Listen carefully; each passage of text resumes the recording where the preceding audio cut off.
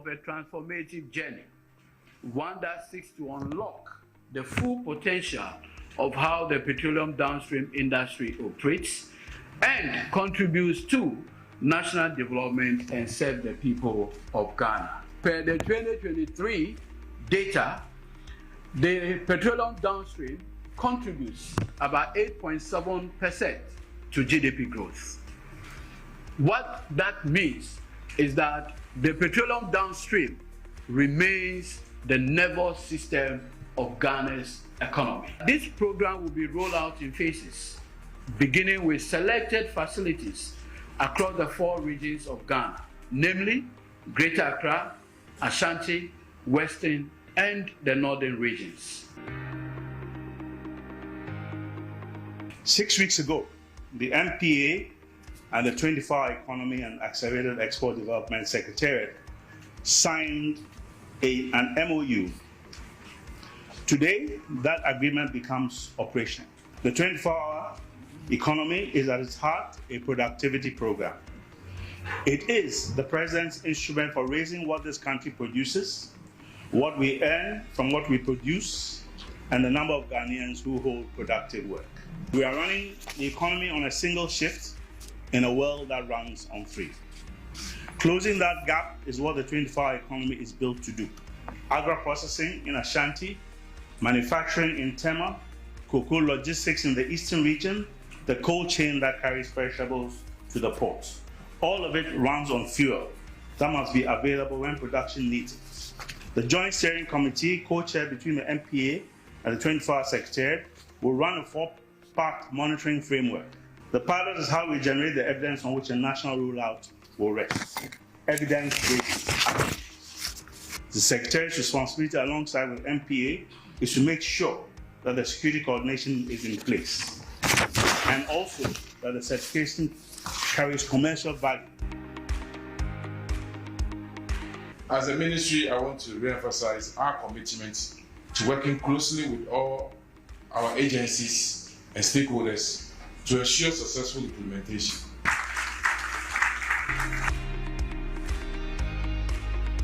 Today marks a pivotal moment in our industry as we formally launch Phase 2 of the 24-Hour Economy Pilot Program within the petroleum downstream sector. And hopefully, once we are able to get going, gradually this program will be expanded to cover the whole country.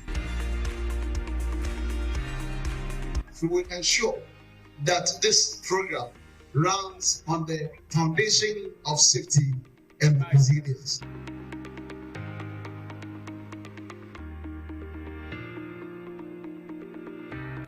In the name of God the Father, the God, God the Holy Spirit, the 24-Hour Economy Pilot Program, it is petroleum downstream hereby law. Thank you.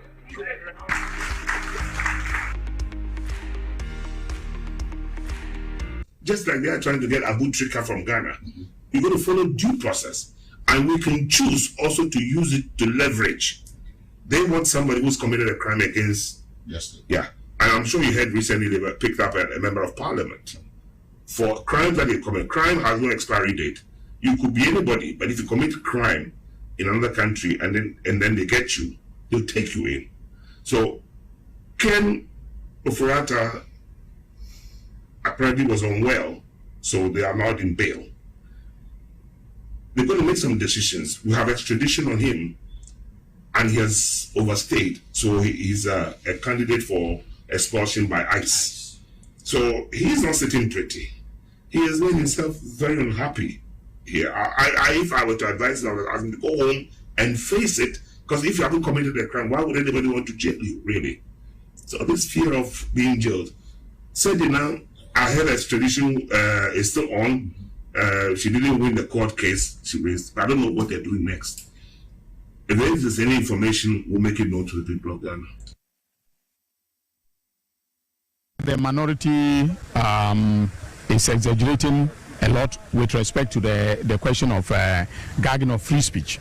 All right, there are limits. If you look at the Constitution, Chapter 5 of the Constitution deals with the fundamental human rights and freedoms. Look at Article 21. which guarantees the fundamental, right to free speech, to the right to demonstrate, okay, and then the general freedoms of Ghanaians. But there are limits, all right?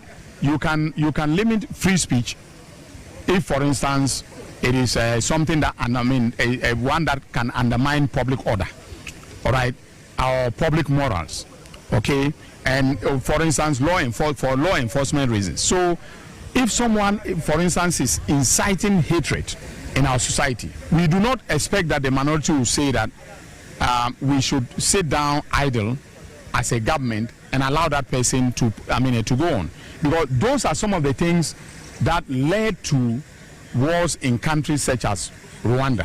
We have not gotten there, okay, but it was the use of the radio, okay, the use of the media, that incited the genocide that eventually took place in Rwanda.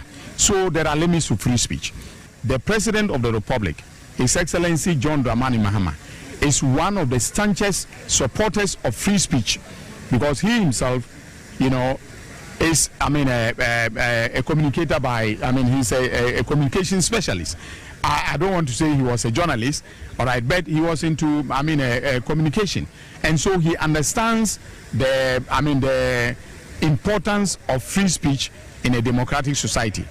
As Attorney General, I do understand the importance of free speech in a democratic society, and I would be the last person, okay, to want to run the rights of our citizens to freely express themselves.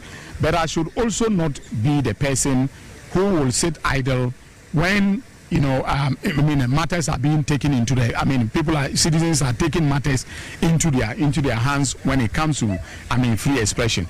So I don't want to comment specifically on what is the subject matter because it is pending in court. Okay, but I believe that this government would uphold the freedom of every Ghanaian. To attack a judge in a matter of law merely because of the faith she professes. Mr. Chairman, I did not attack, I criticized. Thank you. Would you agree with me that it would be unfair to criticize a judge sitting in a court of law for exercising her discretion in law merely because of her faith?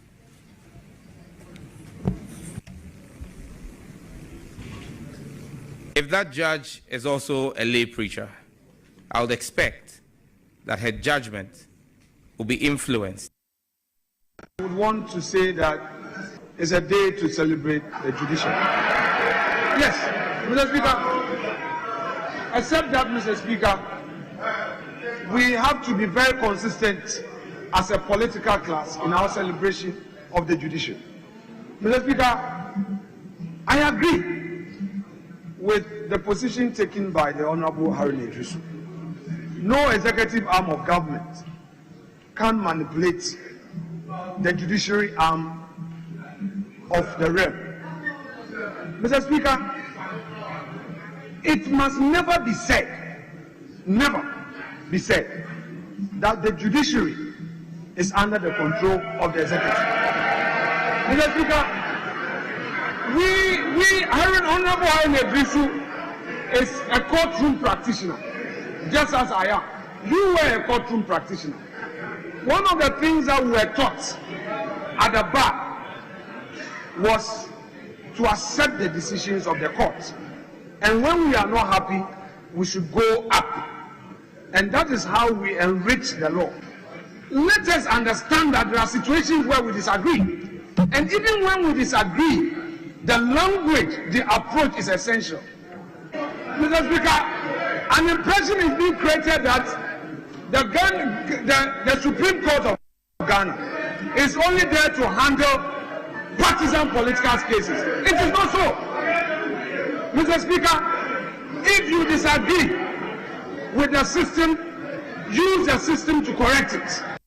Right. Are you concerned about protest movements? We've seen a lot of protests. Some activists were arrested, put in jail. The opposition is saying you're trying to stifle dissent. I'm not responsible for jailing people in Ghana. The courts in Ghana are independent institutions, and they have been all through this period of the Fourth Republic. People misconduct themselves and they're brought before court. It's for the court to deal with them. That's not a matter. It has nothing to do about politics. It has nothing to do with the executive. And their behavior is what lands them in problem with the police and with the courts. It's not the protests. How can the president, who himself, his political career was aided by leading protests, have problems with protests? I don't have problems with protests. And nothing is done in Ghana to prevent people from airing their views on anything. The beneficiary of this system. In fact, the likes of Abronya DC quote some 15 million ex gratia that you were paid. That's an absolute lie. He says in 2013, 14 million was paid into my ADB account. I wish my bank statement was here. I'll show it to you, and then you look. After this interview, I have my 2013 bank statement. I'll let you look through and see if there's any 14 million payment. The only payment that was made to me by government, Accountant General, was my salary arrears of 230,000 cedis. That's all. In 2013. I'll show you that bank statement. No ex gratia or... No ex gratia. I was paid 230,000 as salary arrears in 2013. And I can call a group of you journalists. I'll show it to you first. And later, if you want, we can call a group of you journalists. Of course, I don't want to publish my bank statement, but I can put it before you and you look through all the payments and see if there's a 14 million CD payment. I didn't receive any such payment. And he also says that I receive privileges and perks since I left office in 2017, worth 15 million CDs. I receive only my monthly pension, like President Kufuor, President Rawlings was receiving until he died. That's all I get. The state does not pay my electricity bill. As we sit here, these lights, I pay the bill monthly. The state does not pay. It says they pay my electricity bill. It's not true. I pay the electricity bill for my house and my office. I pay the water bill for my house and my office. I live in my own accommodation, so the state does not pay me anything for accommodation. They haven't given me an office. I rent an office in East Cantonments. I pay the rent myself. I pay my own fuel. The state doesn't give me fuel. I pay my own domestic staff. I pay my own medical bills. I pay my own air tickets when I travel. You know, I'm traveling tonight. I bought those tickets myself, for myself and my wife. And so all those things he said are rubbish. Yes, somebody gave him what we're entitled to. And probably they're doing it for President Kufuor, but they are not doing it for me. So there was some arrangement as to what... It was approved in Parliament. Normally, when you leave, yes, they approve what should be done for you. You are not being... It's not being done. It's not being done for me.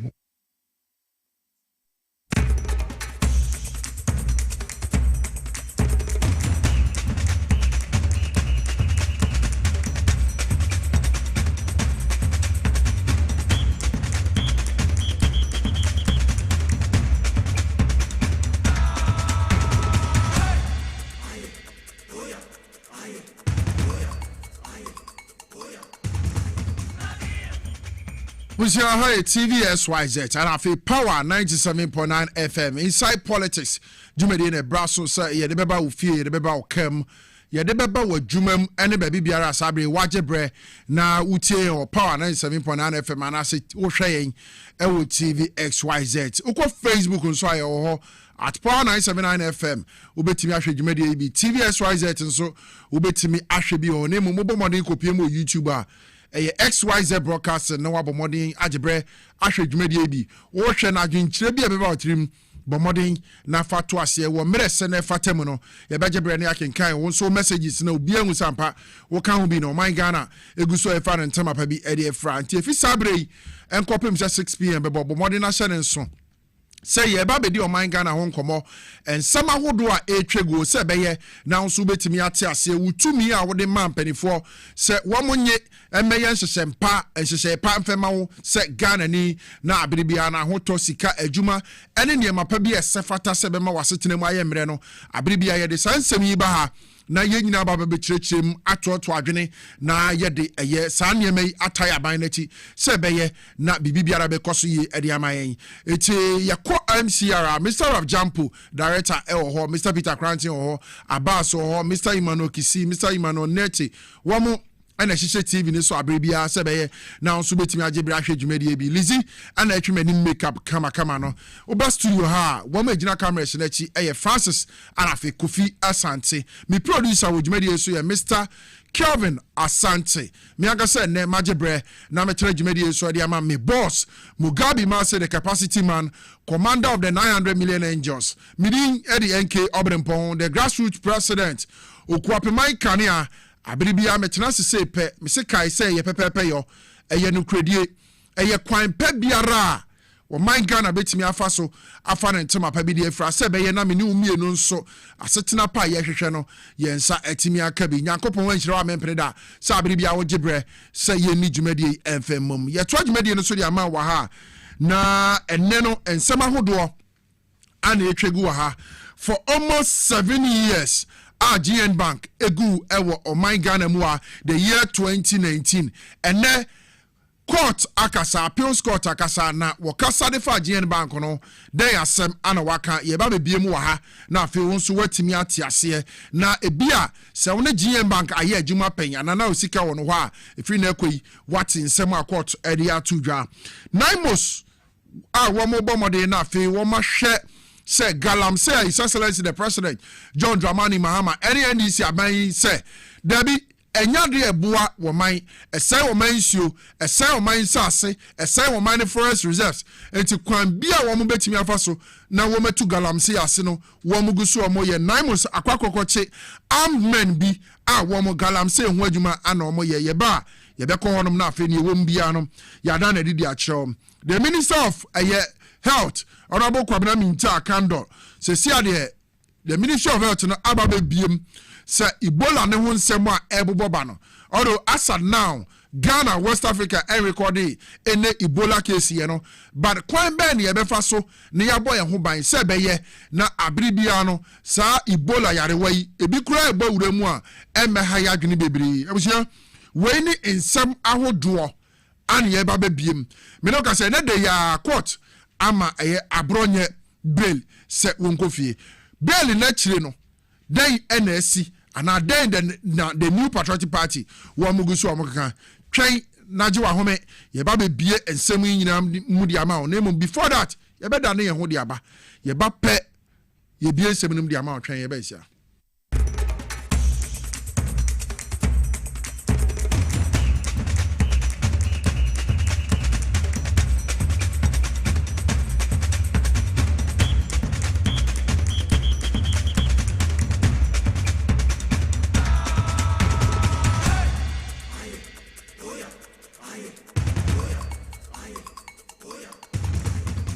Kwaba Edeba TVSYZ and Afi Power 97.9 FM. We are live on Facebook at Power 979 FM TVXYZ. Name of Mobile Kopiemo YouTuber XYZ Broadcasting Nafi Inside Politics Jumedia Icheguno.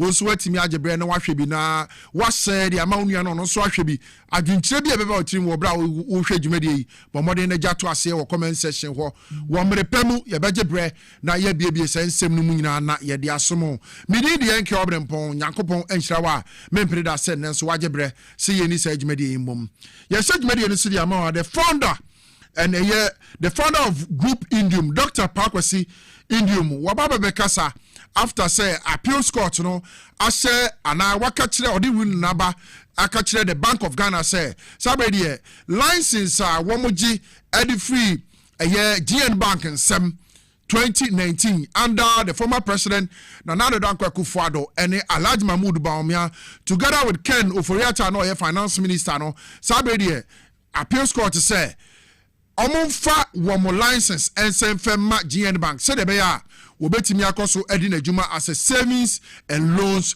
company na appeals court case asem ni wie no panipa woda Group Indum no Papa Kwasi Indum wababa kasa yenko ne afi yenko tie ensem a Papa Kwasi Indum ankasa dia babetu dwa ye bebeto adwumadi nso dia ma. The court of appeal said the decision that the Bank of Ghana took to the license was wrong. and so they ordered the bank to reinstate the license. The receiver is now in charge of the bank and all its assets. The receiver was also ordered to hand over all the assets to the bank, to the bank, and the management also to return back to the bank immediately. And so we will take the necessary steps to get the judgment enforced. What the next steps is that we need to file the entry of judgment and proceed from there. So that we will the court processes to get the judgment. Well, it's been a difficult, very, very difficult 7 years. We want to thank family. We want to thank all of our employees. We've had some very, very, very loyal, hardworking employees who have stood with us all these years. And definitely we give thanks to the Almighty for keeping us healthy enough to be where we are. Because this has been a very, very tough, very difficult time that we have gone through. It's just unimaginable. There's a lot to say, but not today. At an appropriate time, we will hold a press conference to go through what we have experienced and the difficulties moving forward. What I want to say also is that we are in a very good political environment. That environment has brought about a wind of change, and we are expecting that with the license restored, that we will now play our part in making sure that this country achieves the level of prosperity that is needed. There are just too many difficulties. Some people have died. Some have lost their jobs. Assets have been destroyed. Many things will not get back. But what we promise is that we will restore this company. We will restore our business.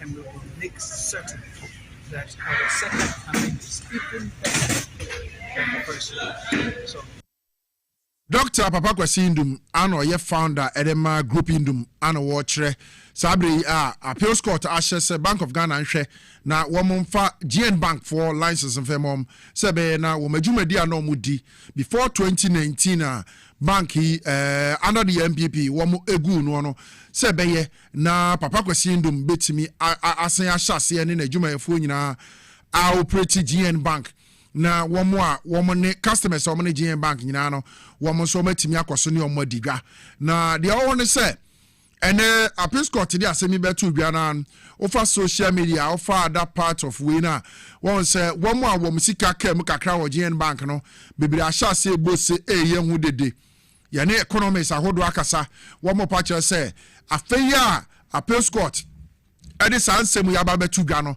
wo bi biara na wo ne GN Bank eye adwuma no eye ntoboase enye gidigidi enye pressure because court ne dia babetu say no processes ahodo bebire wo ho a e ba be fem ansa na GN Bank aba betena ase ana adwuma ne good 7 years ne from 2019 no enema bebire wo ho a hwere GN Bank ankasa ne offices ahodo bebire wo ho a close down microphone kra gide ye other businesses so coming back no enye easy enti wo bi biara na won GN Bank ye adwuma in as much as say said the appeals court area to dwa no sa pepepe na bekoso na bibia metwintwa o makwam dia GN Bank eba back na adwuma dia OD as savings and loans bank no waba beto aso adi na enhyehyeye biara na one wo ho sɛwde usika kɔto hɔ a wobɛtimi aba bɛfa kɔ na bia wopɛ besia kora so na wode ahyɛ wodwadie mu na wodwadie no atimi atimi abia wobɛtimi ayɛ no mepakyɛ ɛbɛkɔ so saa pɛpɛpɛ na mmom sɛsi ande ɛyɛ bɔkɔ because afei ana ɔmba bɛhyɛ processes na se nyinaa anya wobɛnsa ade bɛkyɛ kora na obi akɔ salai ɛwɔ GN Bank kora yɛnkɔ bieyɛ yɛse mo aba back mo yɛ adwuma etimi ba bɛgye misika mepakyɛ it doesn't work that way nti wo bibiara wo teku sempo atro ekem no eye ntoboase ne nhyehyeye ana sabre yi a appeals court ede saa eye ruling we yaba say the Bank of Ghana and restore license FMA GN no wo mo be fa so pepepe say beye na obi ansa betimi akania ɛsɛ fata anade na da ho ansa na GN Bank aircraw nti ensamo a ɛfa GN Bank ho a appeals court dia ba betudwa ana yabɔ ho dero ɛde ama ono yɛto adwumadi no so de ama wa ha the National Anti-Illegal Mining Operation Secretariat etwa no tia friend Naimos ekopie mu ɛwɔ dominance in the Nzima municipality a wɔmudi omujuma ahwɛ sɛ His Excellency the President John Dramani Mahama eka se wo opese galamsey tu twa wo man Ghana ha se beye na yensu ahodo yen sase yen forest reserves a ebo ye ho ban no ensei no na ebinom so de omo se dabi kwamboni bi a wo mu betimi afa so na wo ma sei nsuo wo ma sei Ghana nsase wo ma sei Ghana yen forest reserves no wo mo be fa so no enu nti ana the National Anti-Illegal Mining Operation Secretariat Naimos so ati omwagu kwayem ene biaya hodo a sa galamsey activities igu so kwaso na wom kopie mu dominance in the Nzima East municipality and no Western region no Naimos akwakochi abrante ba ko a a group of bay for a wom kuta etuo akese pump action ene niema wom no womu gina ho edibo sa galamsey yesi hu ban se beye no mbeko so adibone ana womatu eye agudie ewo nsuom ye forest reserves ni ade womu chi abrante ba ko wonu kuta pump action yanko video ni bra ensema epie fi mo ye ba ye beto adwumedi ni so di ama. You are fighting with soldiers here. You say you can fight us. You are holding weapon. Where's the pump action? Bring the pump action here. You are holding. Why not you turn them out? Do you have license? Do you have license? You are fighting with soldiers here.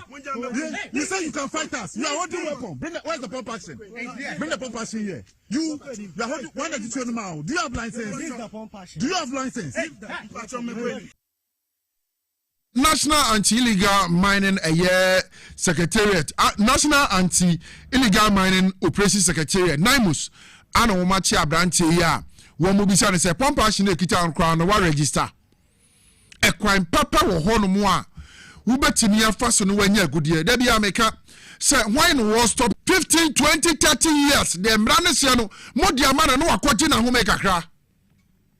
Because ye ntimi hwe afena o mining Ghana ni population ya 10 years ago, Ghana ni population ya 20 years ago, Ghana ni population ya 100 years ago.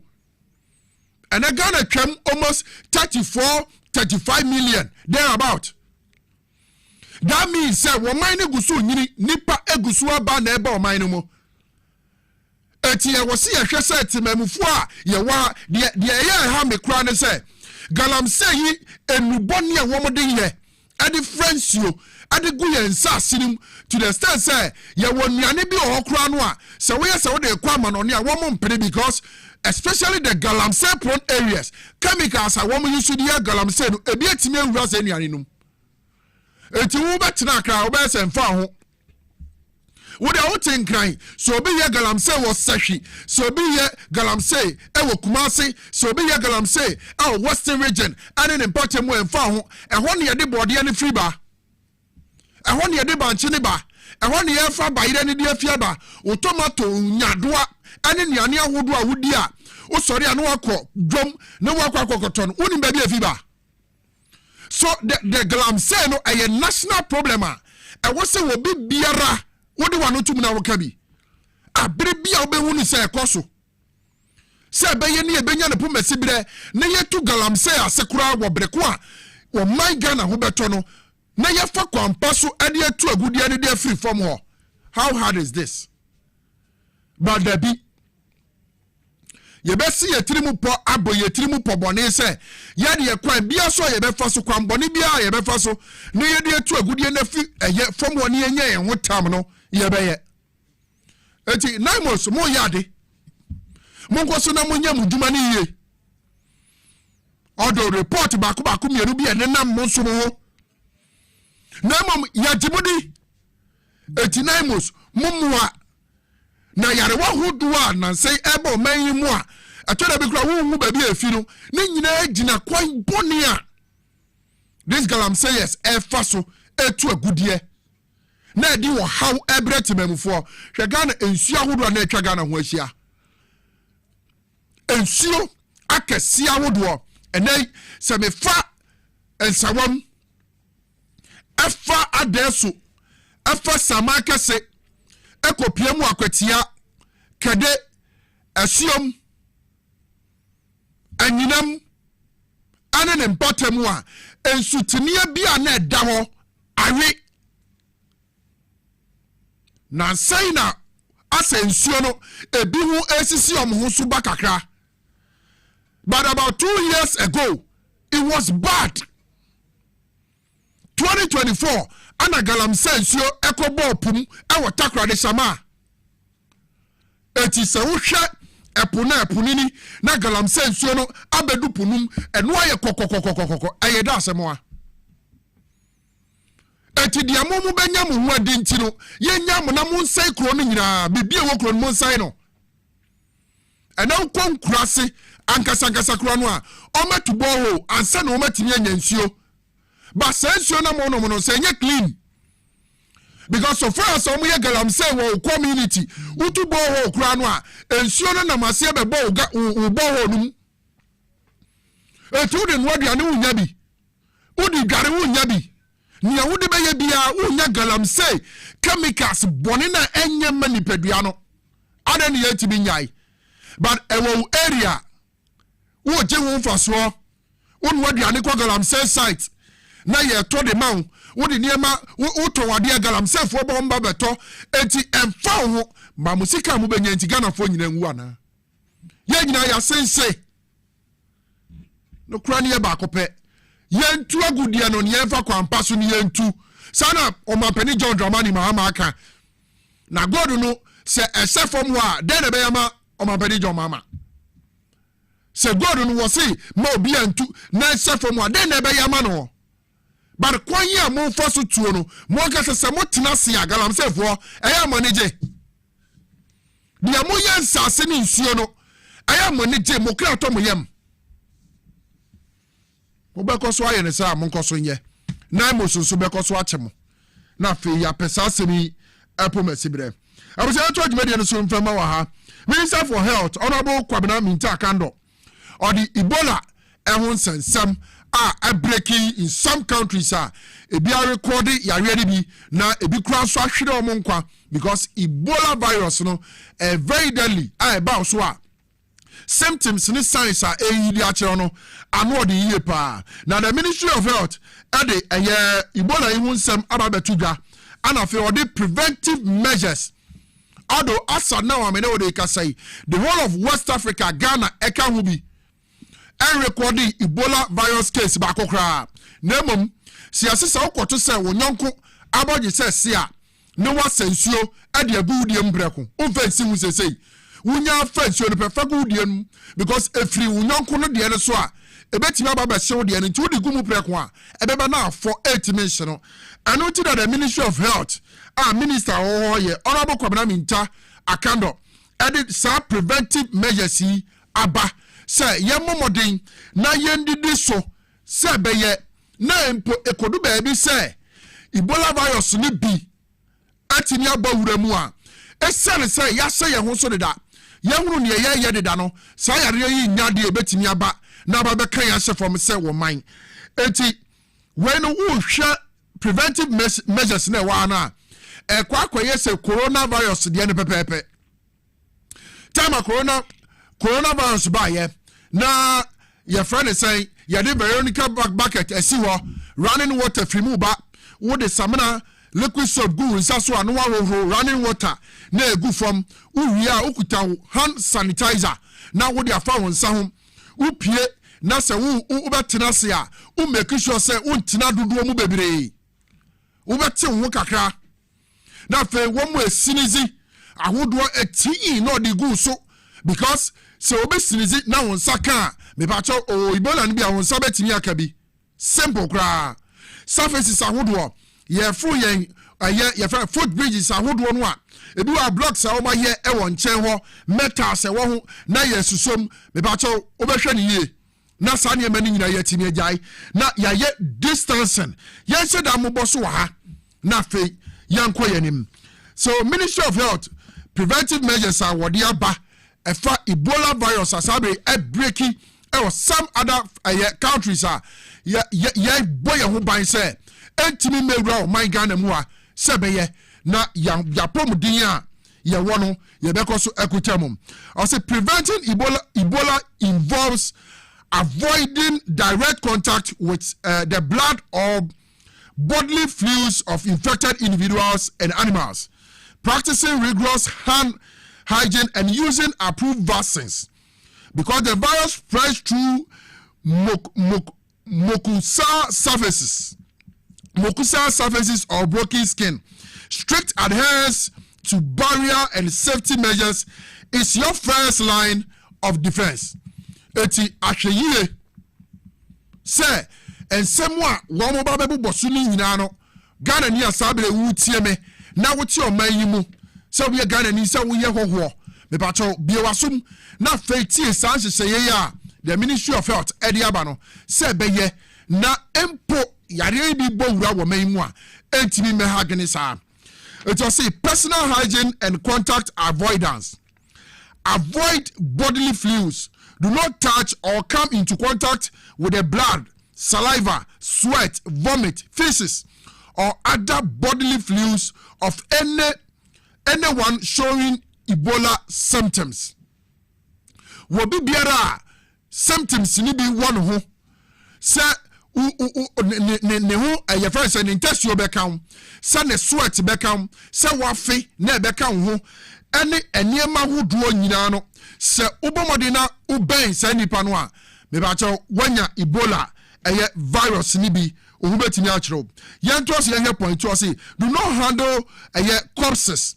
Avoid touching bodies of diseased individuals, especially those who died from suspected Ebola, as the virus remains highly contagious. Se wobi ewo enya Ebola ni bi announce or show symptoms of Ebola bi na se owu a me pa cho men fa won sa be say enko son mu enfa enko kano, because yare ne kunu kura no still virus ni de eye adwuma. Eti fluid bi e dead body no ho, blood bi e dead body no ho, ensuo bi e nenam ne ho a wo son mu a ebetimi aka won sa no eye highly possible say on sabetimi aka Ebola eye virus ni bi.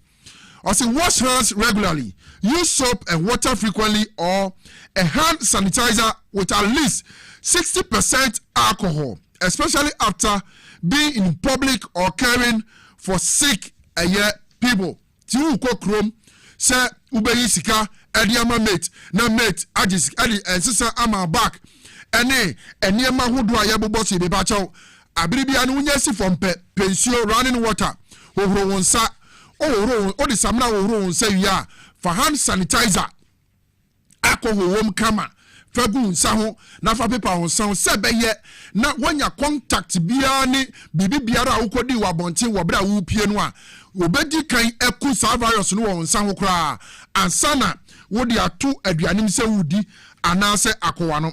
I say do not share personal items. Do not share personal items. I say avoid using items that may have been contaminated by an infected person's bodily fluids. Example, needles, bedding, clothing, or medical equipment. Avoid sharing them. Needles, panye, buwa boss wa sorry fi need them. No wako, akos, uwo panye ho, me batim siyate, me pese mi si, no wako kwa jipanye, me bacho sabre, bo modi anakoto panye wo store.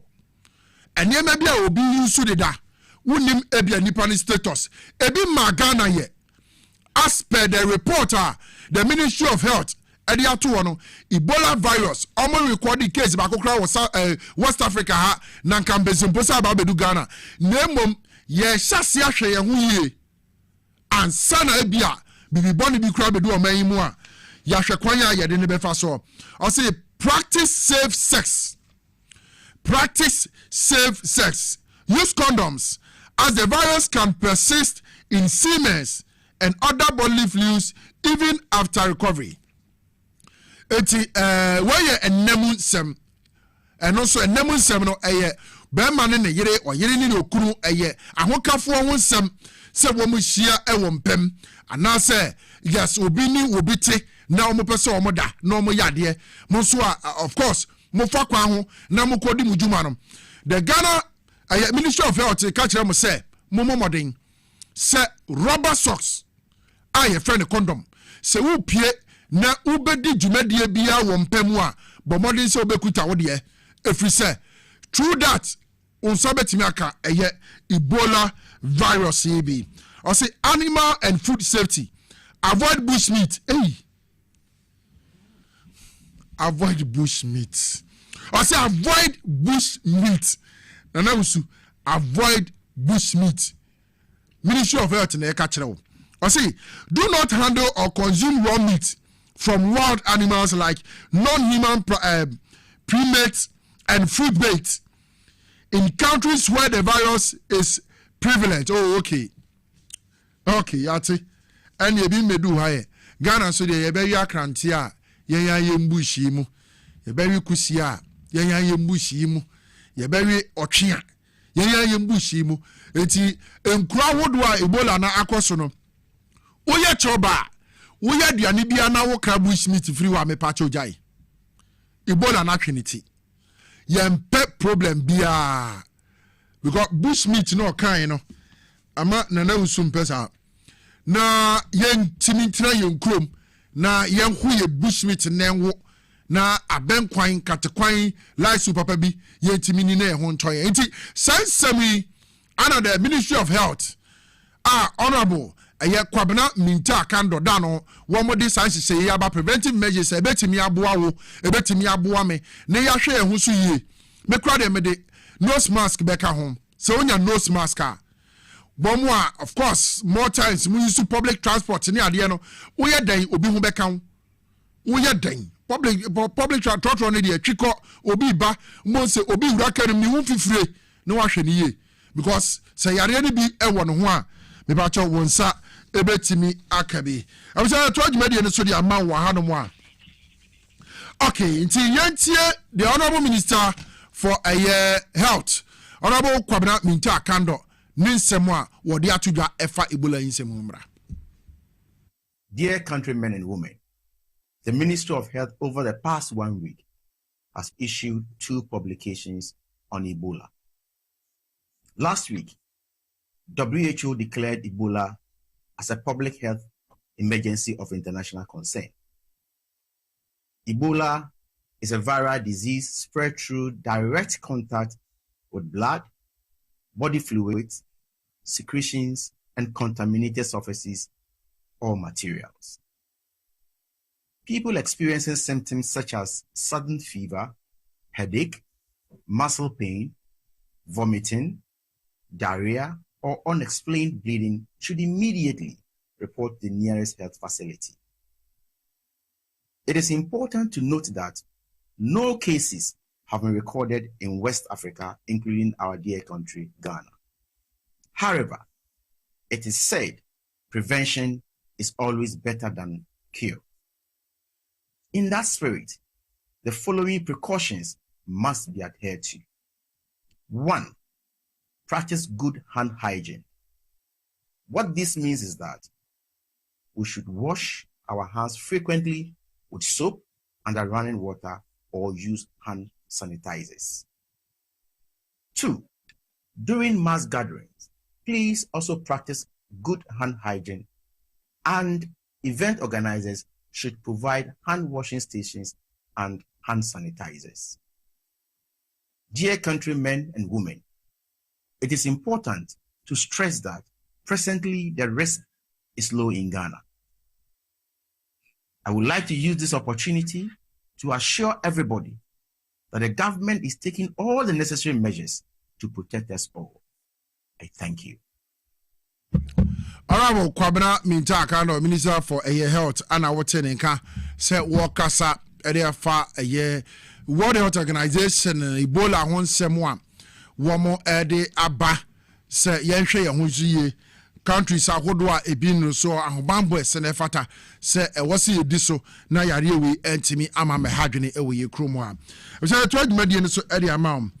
The opposition MPP another wamo echo court wamo koye no wamo koye appeal edifa Kwame Bafo dodo na friend abronye DC wono ana ye Blue Regional Chairman Edema MPP Amanyo Kono na say okodi di ajaji phobia tem ekeka ensema hodo gu mu fi eno ana enam saa ensemi so court share say wonko twirim wo bra wo mugu so a wo moye na asemi hwehwemu ana MPP Amanyo Kono say dabi yebekọ appeal because yanka se ye nipa abronye no o hwe na napomden ho sem a enhye da nkoyie papa ana wo mu susu se emra kwan mu no saa asem yi nya asem e wo senka e de abronye kora etimi kọ na okokoko da remand for 2 weeks.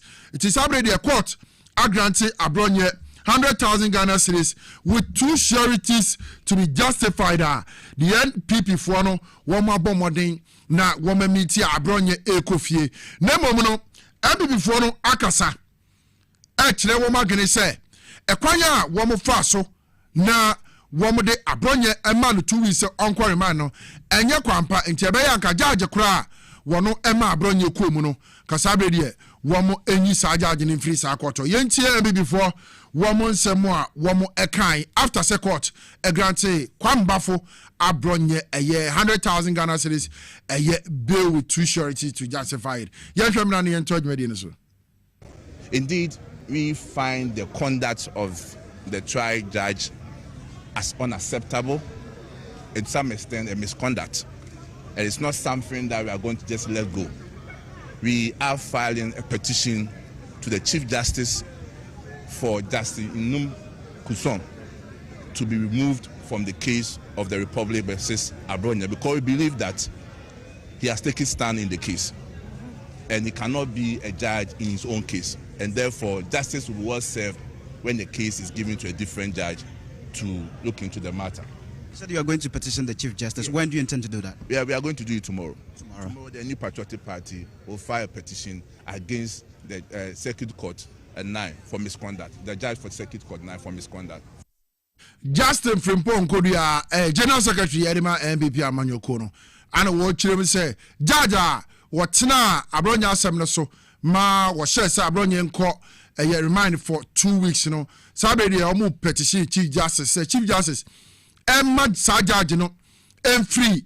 I saw a semi Abronya semi so because Oman will say, and Yadia judge in the pair Abronya sem, it's no Yadi almost on Beppany, say judge in the veterans assembly nobody.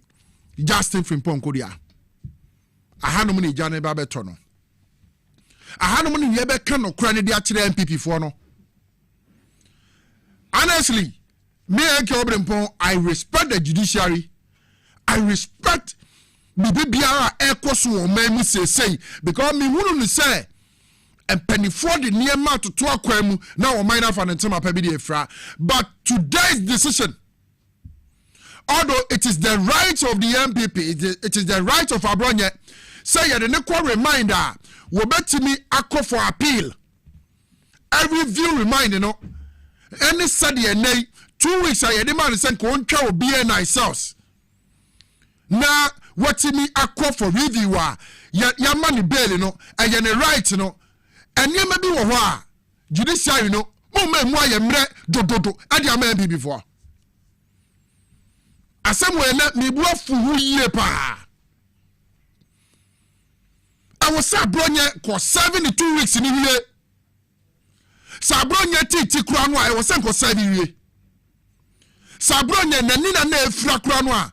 He should have served his 2 weeks. I yet remind you, I yet be a nice house.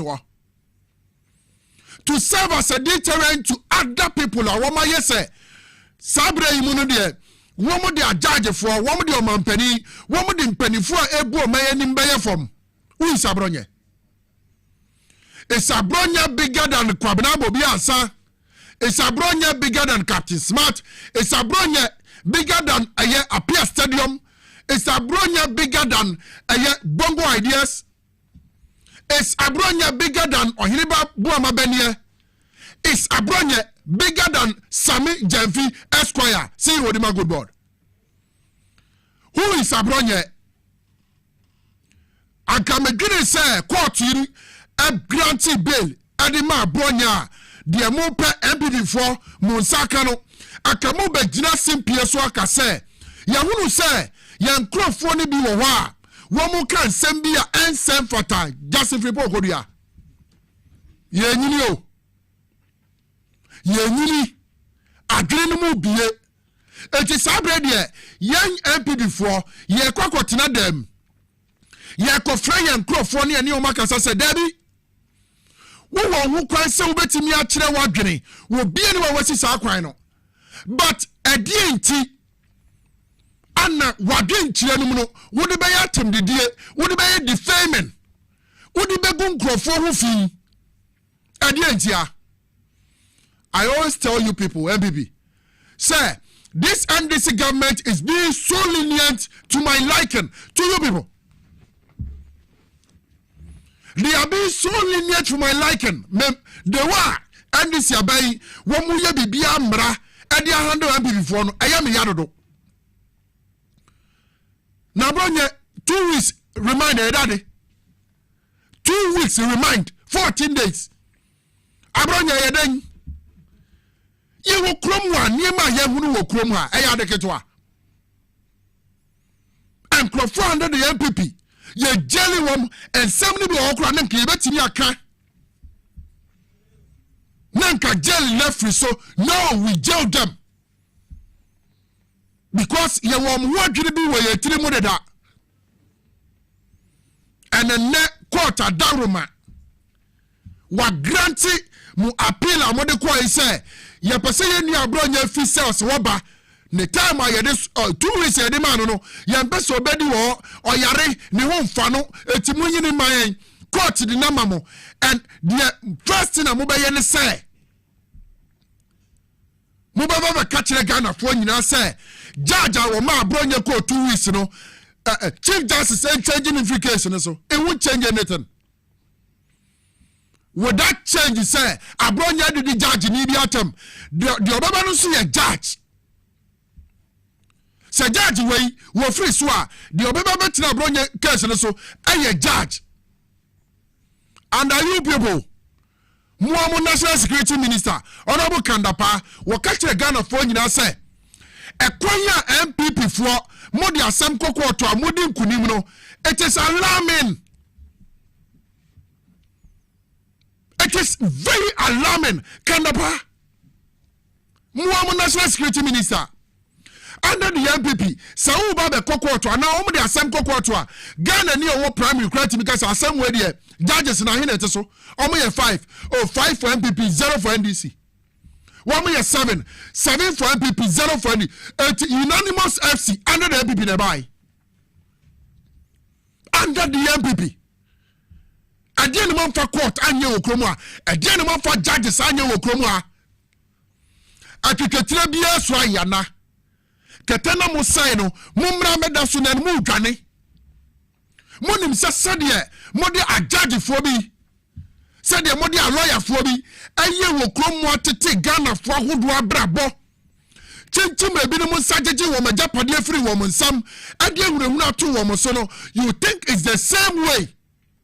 NDC be yusu. It's not a young change judge no. The Obama no see a judge and man you Abronya added judges for you atom. Say MPP for anka kwandai in summer baye anka what gonna say anka NDC ni na betimi adi nkunima na. Ya wa ana mo beda ase. Court bu ye say election anka e baso. Ewo kwandai yenya ye tredi ye fema Matthew Matthew honorable Matthew ontina na de so no mo begina na mo beto aye nyum ade ma judge no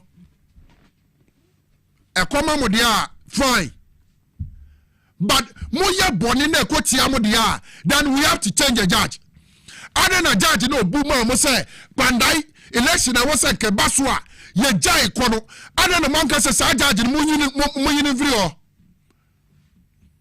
Just in people go there, me say, Musubai nebe magana for hunumo. Eye Musubai, enye Diamoya mu hano, Ghana for she, and me catch us now. Internet aba, and crofoni biye, Munieme bia moya. Na that time no, no mo betum futu agu yani, na ye nim hwe no, sadie ni wo bio, JFK. I know this is the job of the opposition. You can't keep quiet. You need to talk. You need to criticize. But you have to criticize constructively proactively. For good criticisms, bra, our bino, na yen so many biam, but the amu ye dear, Yamubi, Yanimagina woman trim, so Yellow Biamatra Ghana for. No man will say MPP for a getting Pabian Mutrim Mobwa. I get a Pabian Mutrim. Aye, su, Yanko Mia, near say, Yanko Yaya who say, Yaraho. 8 years Ghana for me. I'm the one in Cocraphone in Esica, Mujidi will come one man Crofone. Under the LPP, the first time in the history of this country, I'm the one and Cocra ato board wa baiho, Nana Dako Kufado, Alaji Baumia, Ken of Oyata, Wagana Quatin America Memu, a Jim, the one in Cocrasica Dia. A bit weird, a bit for stroke, the shock that came with it. Because of a memo bonny and to your basaye, Sikadia Nemuya Amubedin Wokroma.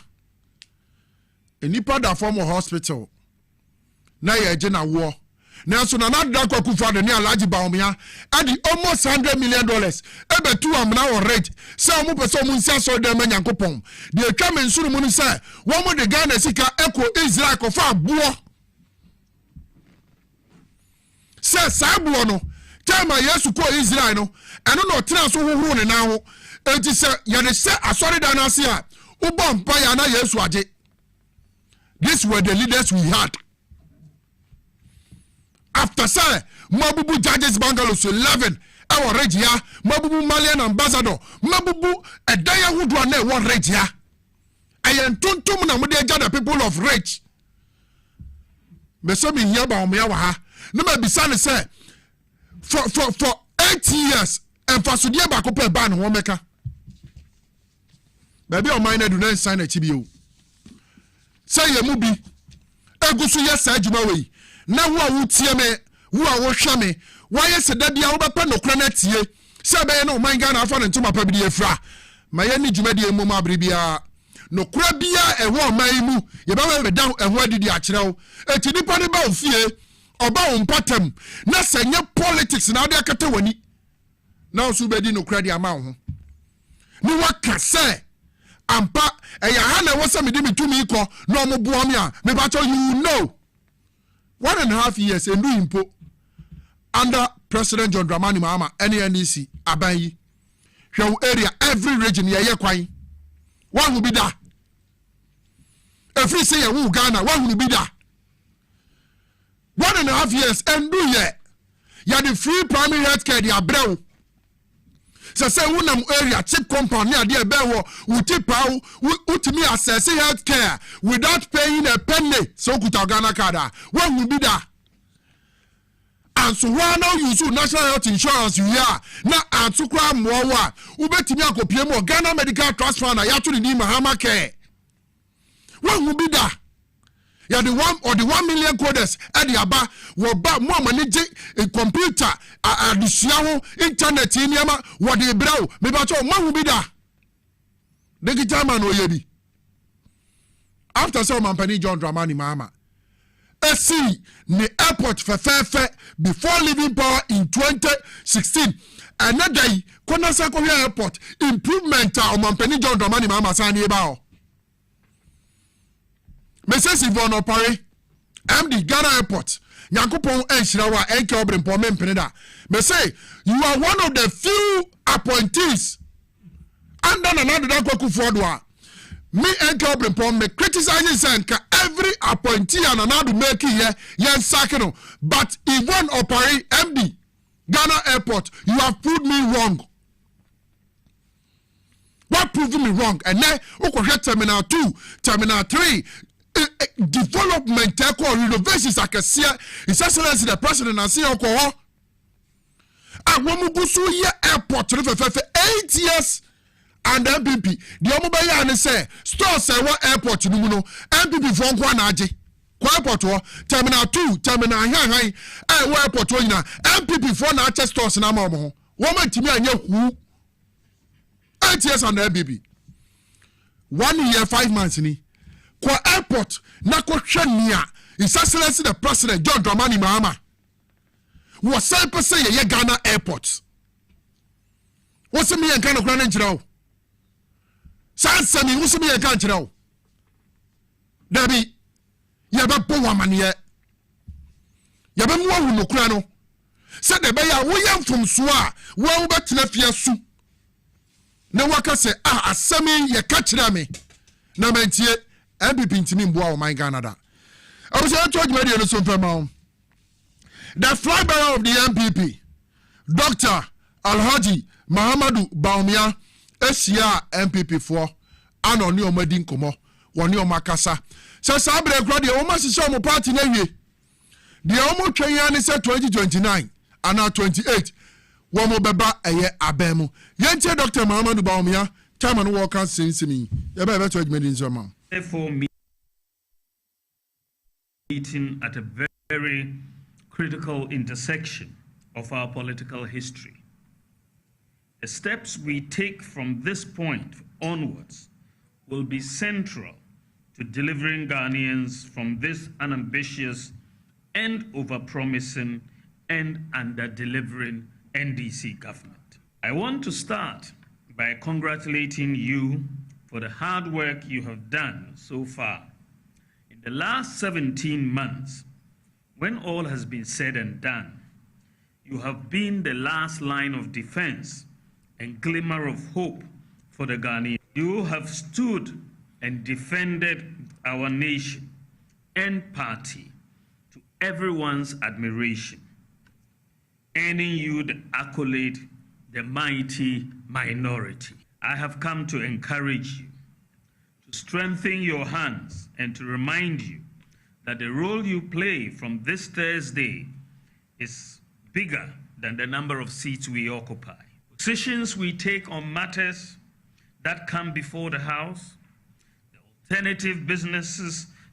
alternative business we bring to the floor, the private members' bills we choose to introduce, our comments to the press, and what we participate in, abstain from, or even boycott, must all be guided by one objective: convincing the people of Ghana that they can trust us to do a better job than the NDC.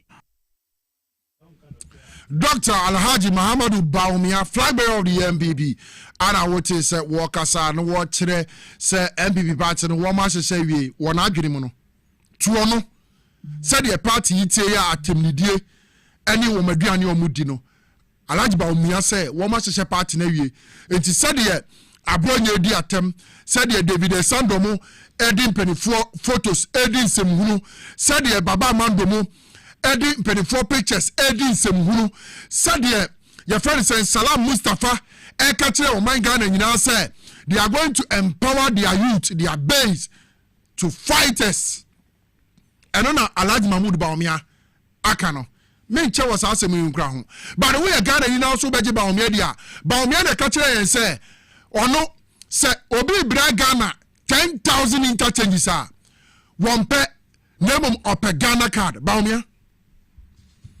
One no beka chance watch $1 edi atum wo breko mu fa $3 cedi 80 pesos to the cedi to the dollar no rate no 3 cedi 80 pesos 4 cedi na ofri abemu wo de kokodu 17 cedi asa na ebedu almost 15 cedis ba omia eti se wo baji wei edi a na de ya trama no nko no kan wi a bibia ni tirim bia enko Obrempong me man wasi ha yenko bitri garlic mixture for aso enfemra wo mu no sayare wa yie pa ko pebenum ebeboa enua victory garlic mixture na wati ni dinatiatia ni se na edro ni tie na no pasem ne se edro wi adwuma ye titru pa ne se ebeboa ananna ne srade e wo ni padua ni muntin mu ama ohu atɔ kura de dika obabi wo ho a okonfikyire a ema edro a wunya ye victory garlic mixture ebi kura ho obekɔ a ewie wa nsa na ba ye victory e na wuhia wunya victory no man busumi biara ubenya ufichira akwa empa ho bra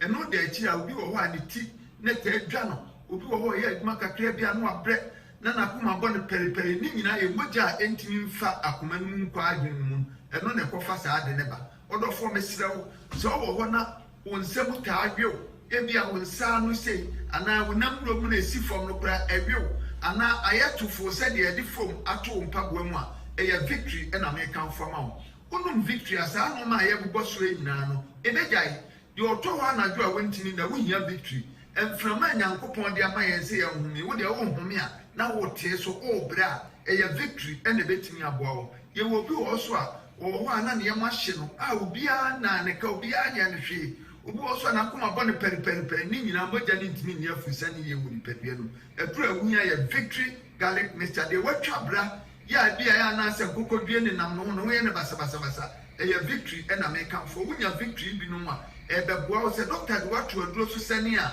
ubetimi anom victory na ka waduro wo nyina ne se waduro no na abenu ma meat abiasa no anom we so na abenu ma no anom victory no so achi meat abiasa wo ye ne sa bibia abade kama ma se wo na se tata wo ye agya ho aduma mesraw ekura me kan fo ma wa ye victory garlic mixture mesraw nipa ne bia danse a ye pese ye fa wo ma danse na tie na se wo so koto a ubenya sa danse kro no a ntwe mi nyini mi mpedwa mi ntumi ni di mi yare so mane ko be 12 years di man nu nduru kan mojeduru 5 million de trim matutu ana se na meti tv hu ntumi na mehwe ne mu se moto nduru bi esi victory heba victory garlic mixture ne mi toduru sa ba moduru no asa moduru no eye papa ntumi ni di o mi din sa no me di afi bi no se di ya na afi insan afi bi no mtumi di bi afi mi di ma edubone sa bi semi anu so no mtumi di anu so mi be mu sa afi de anu so be du bi no mtumi di bi afi mi hu de menya me won bi ti edo no kan wo tv so a na mi kutu bi ni me edo no anopa ani awiane anwumre no ande mu sa afi nyampara mi no ad bibia mtumi di mu sa afi na tola tamiko ya black masa modro no tie edoni na nyame nhira mo ajime pa me problem ye menstrual pains nda ne kakra o so me nya me menses no bosum ni ma me bre pa me brankasa me timi to tondro no ne se manti se yesi ye bibidro ha na makoto ba bia me we mtimi fa ka ekọ obi kru so ekoto bibidro me timi no abi tese na victory ni in fact I don't know minim die wo mu die me ko tobi me tie advert no TV so sada na me sorry anwunwe na me ko toye na dana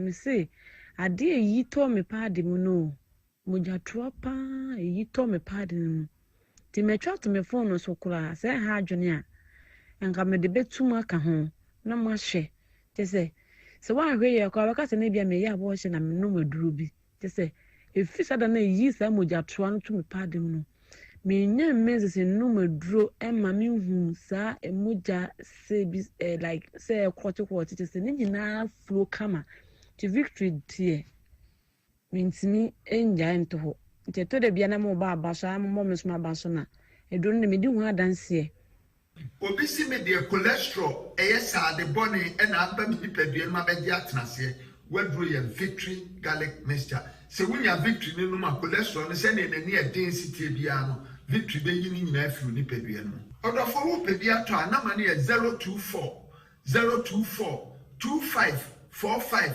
633 024 25 45 633 ana 020 129 3280 020 129 3280 eya victory emkunimdie ne ade bremu.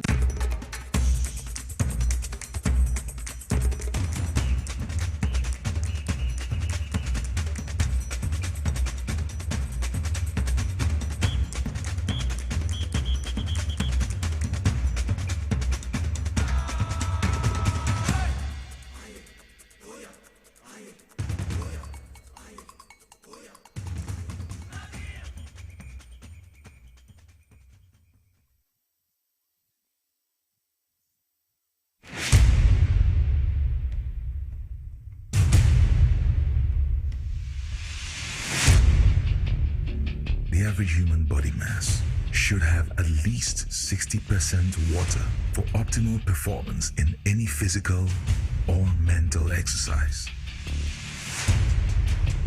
We can help you maintain it naturally.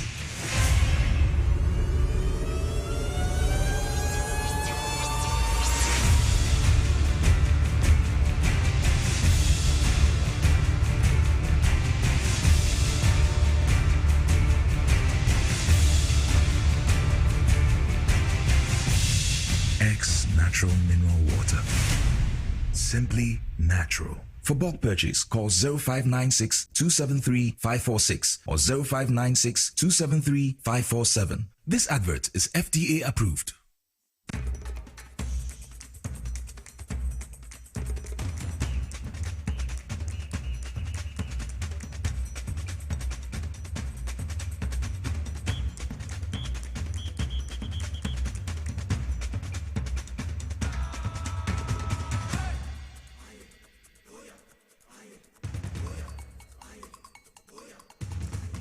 Medase so go so a wo twen yen aha ye TV XYZ and afi power 97.9 FM inside politics jumade ne go so a ye de so mo no ensema hodo atwagu o man Ghana mu ade di ne sene fata se won so betimi ate ase na bribia ye bobo ano a na de aba so mo ba bibia won so betimi agebre na ye de jumade e de abom uko Facebook aye ho at power 979 FM and afi TV XYZ to betimi join the jumade na adwinkyire bia beba o team no wabo modern de ato ase wo bra jumade koso wo mre pem no ye beken kan messages ni na e de ama ukopie mo YouTube ay XYZ broadcasting e hon so je bre na hwe jumade ni bia ye nyina betimi aboa no man na koso etimi afa na ntema pa bi de fra me di de enke Obrempong Nyankopon nkyira me preda sa bre bia no wo kan ye ho se ye ni sa jumade mum wo pre no kre wo pre mpuntuo wo pre yedie se de asem ne tie ye de ne sa pepepe to ho de ama ye to jumade no so de ama wo ha me ka wo se ensupa a wo no ma wo ne wabusuafo nyina abiribia no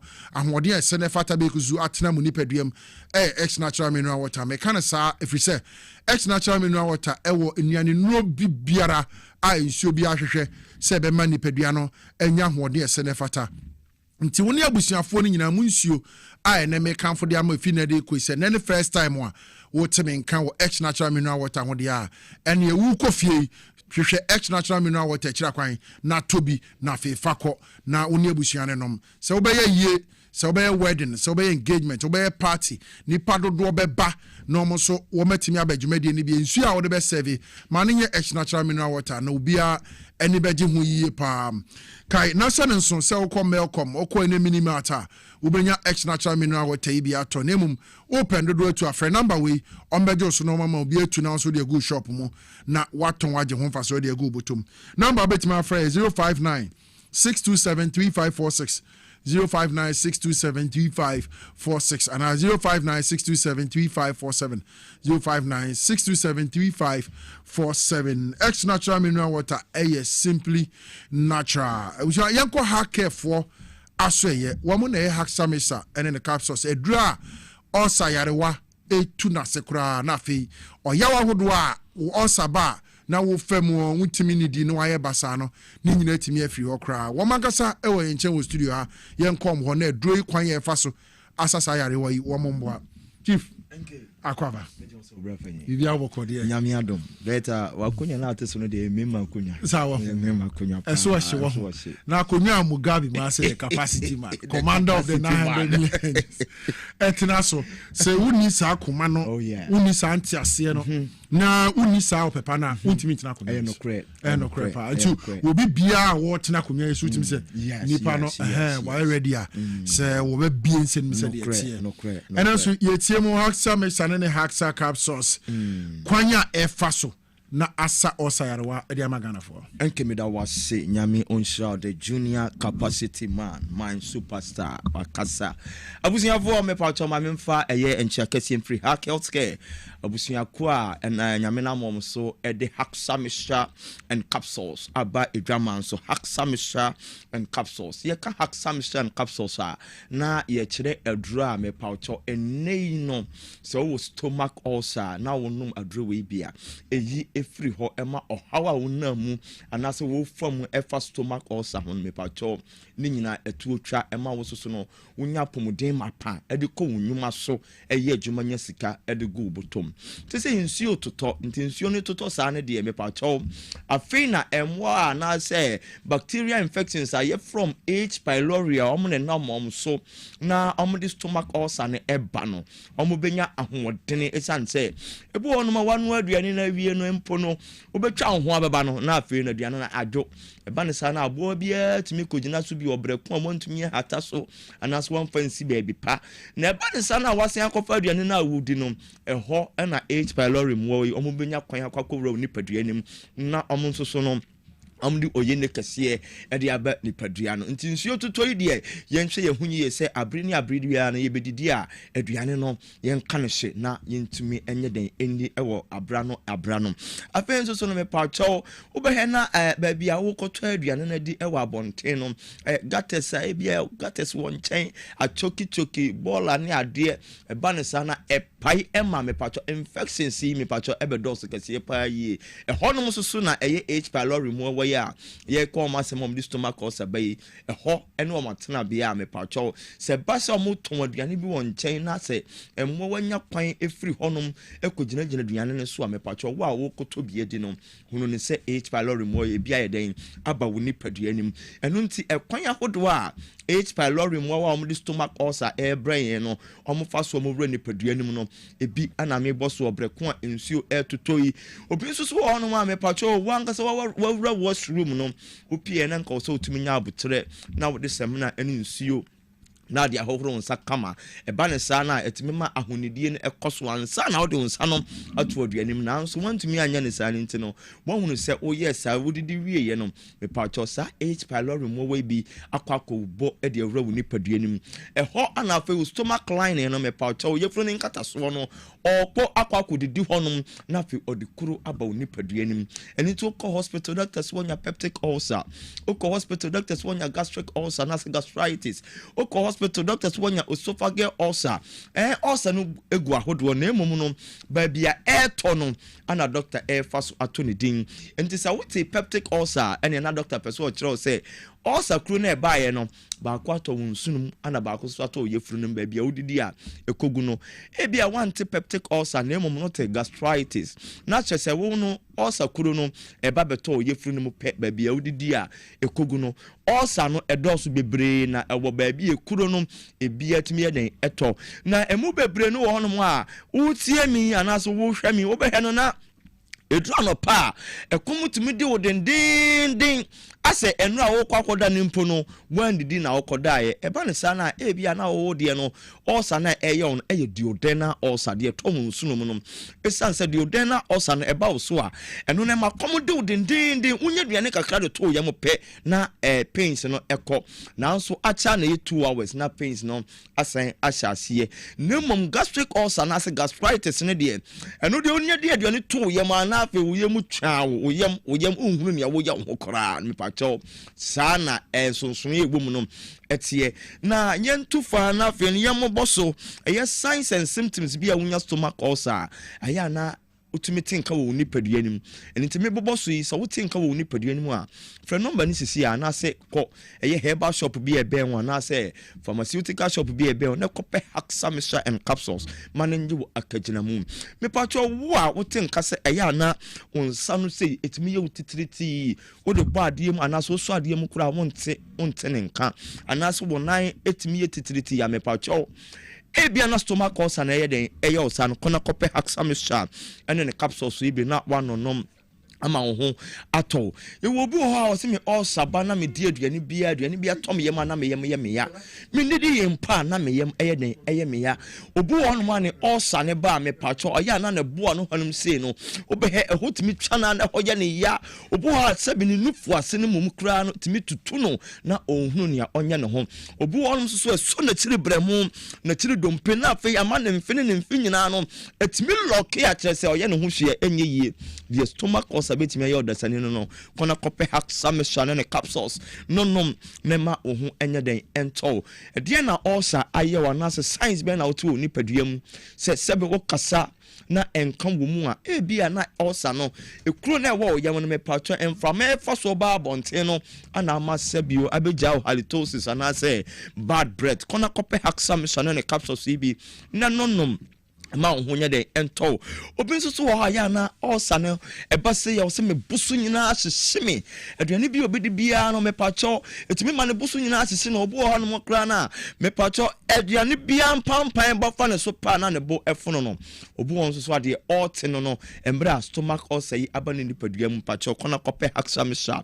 ene ne capsules yi bi no ema ho enye de ento e bia okra na ye endoscopy ye de pipe bia rewo num akoto yem ye hwehwe ba bia o haw no wo me pacho eno no nya yaresa na emom no ya wa wo fu am no me gidi se o mpese obesia ko ho biu eno ano so be kwakope haxa mesha ene ne capsule so ibi no ano nom ama ulcer no afu ni paduanim yem fret number isisi asem no kasai na yandare to ba bia obenya bi na wonso so no enya bi to na eno no stomach ulcer no emfru ni paduanim 0240 23 83 10 0240 23 83 10 and 0203 822 855 0203 822 855 friend number is no kase ya na mpanifo beje wo so ba bia wo bia no baby ben wa benya bia to no ye be direct na eno nso so no eho asem no me pato obi osaba etimi ye ne ho a na se etimi gina ne ho a ma ne koye kese to the sense obetimi anya internal bleeding eno na de bia ya na me kire omu se internal bleeding no ye wonkrofo bebre omo de ne ba emo mu hunu so nya internal bleeding wo brekon de ne bia ro mo de beto omo yemu bia ro mo befe no obehena moja ewom sabi obeja ne nan no obehena moja ewom wo sa nipa ne de moja na aba mo hunu se eye ulcer na aba wo nipadua nim no develop anase wankasa wunya complication bi se internal bleeding no ba na eye den eba ma hu moja nyina eye den short na so ye wo bi nso so ho no ma ne de no sabi obeja ne nan moja bi anim obedidi anaso obefe no moja bi anim wo sa nipa no so no wo ho no mo a aya wo tin kase boni so nyina brimu boni so timi ye wutum obu ho no mo a obi timi hu no se wo nipadua aye hoya aye fita me paucho na chese hu moja no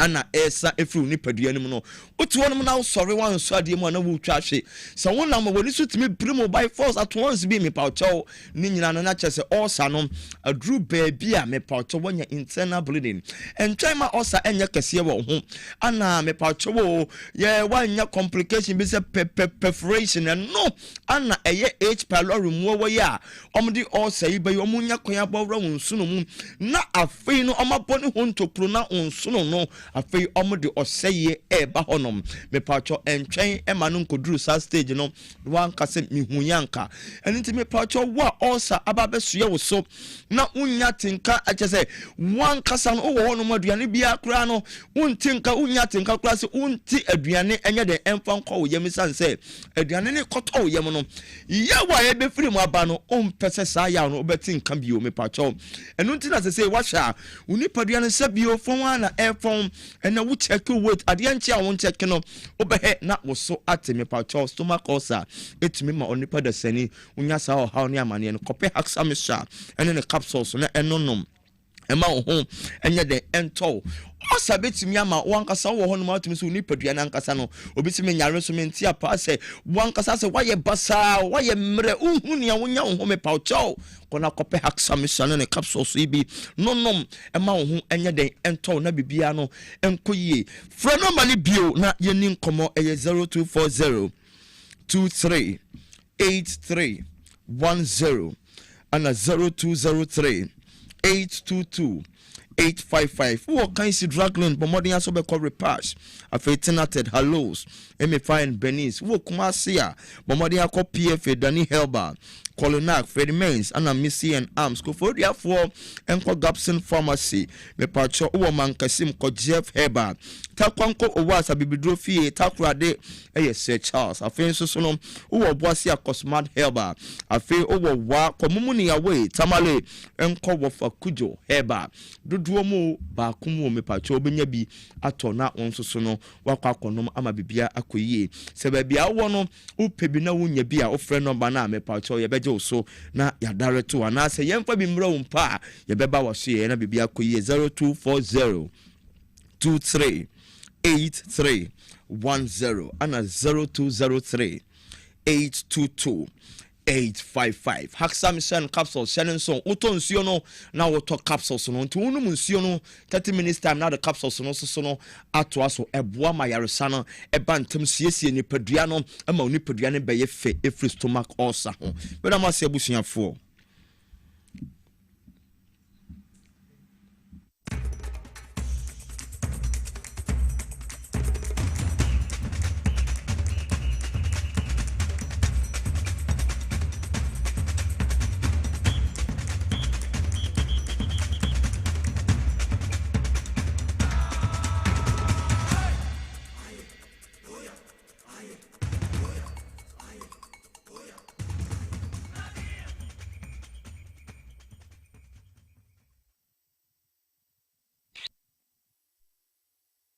Hi. Now let me tell you about Safari Valley Eco Resort, the first of its kind in West Africa.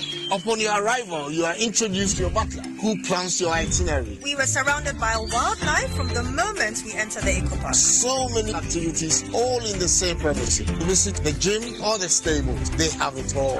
At my break, I'm able to practice my putting. We also went fishing on a man-made canal. Our tour guides taught us so much about the wildlife and how to interact with them. They used only electric vehicles here. This creates a serene environment. I'm told it's over 1,000 acres. My cabin here sits on 2 acres with a large terrace space overlooking my private swimming pool. Now this is royalty. They have their own farms, thousands of fruit trees. I can also have my lunch here at the waterfall. Quite a beautiful place you have here. Visit Safari Valley Eco Resort in Ghana, bringing you closer to nature. Na ede na ya obeyi a oda former son ye funu emunumuni. Oh, Mr. Entry, also yare ya titi be ben fie pi nanso ne yam nyono da se me chew no ahodo amato a me hunu hwe a ebe ya nwanwa. Menyi ni se what ulcer tamfo Haxa capsules any Haxa mixture yanum bom kotia ulcer no bia ma no anom anka ne ho ato no dadaada ulcer dro de eno ani Haxa capsules any Haxa mixture ankom ni nchiremu ulcer ye kura eto ye funu ene ensunu mu etumi a wo ye funu ekeka wo wogire ho a enyi ulcer etumi e ma wo ye cheko ebra wadidi awie so how eye ulcer de a compare Haxa capsules any Haxa mixture nanum bom na ho ebeto pedudu atu a ko okanshi drug lane Kumasi Dani Herbal Takradi AA Mensa Anafre 02038228855 Apefo abatan ya woma won mofra no fo ene mofra woni mfie dumienu enka ho Haxa capsules ene ne mixture ulcer tamfo edie age edwadie nkrato yi atom. The serene environment fits into the goal of the school, which is simply to provide excellent educational foundation for your ward's development before they commence primary education. At first glance, clearly you will see why the school is called Hebron Hills International School, as the building stands tall overlooking town. With a Montessori style, we have experienced and dedicated staff and trained teachers. Our small sizes classrooms are meant to enhance teacher-focused approach where children get one-on-one attention from the teacher. Hello there. We are open at 7:30 a.m. and school closes at 2:30 p.m. After school care is from 4 p.m.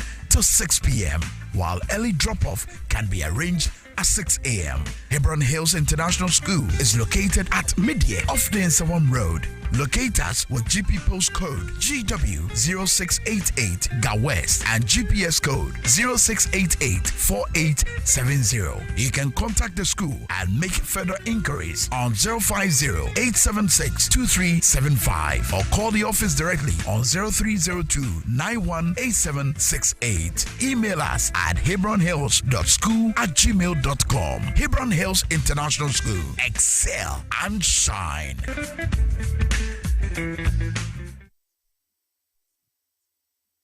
Obrempong eye adwumada. Eboa eyam aduane. Eboa eyi nsa free ni peduanim. Na eboa woni pedua ma etena ho yie. Nanso wonim sɛ nneɛma a yɛdi na yɛnom timi ma brɛbɔ yɛ adwumaden sen pɔtee. Mehu da. Me brɛbɔ yɛ adwuma paa. Ebia sɛ sɛ mentumi yɛ bibi boa me brɛbɔ. Ani, and nointing about the left hip from the Moses Clinic near Herbal Center about Herbal Food Supplementer. We sit in pan the brɛbɔ ama a year juma ye. Na, ɛyɛ juma. Fatopa yenu yenu, anopani and na eboama brɛbɔ ye juma ye. Sani abeya, a bit me anyam aduane awodi, esiesi ni peduane mo eyi mo finsi ye. And no na me brɛbɔ kia pa. Ubenya Left Kid wa pharmacy, herbal shops, ne supermarkets a ebeo. Sa wope dodo so to a 0244 06 8447. Left Kid, wa wo brɛbɔ, wa wo nipadua. Edro yi enye ma apemfo, e ma ema omomanofo, ne mmofo a wonya mfie dumie. FDA age dwedie krato yi atum. If I cry na menye sika, edia ye mefui. Ehinfa pa na menya bosia edia tre medwuma yimu. Kai cry mabre, me ye bosia ato taxi fufu. Suhum Rural Bank. Suhum Rural Bank.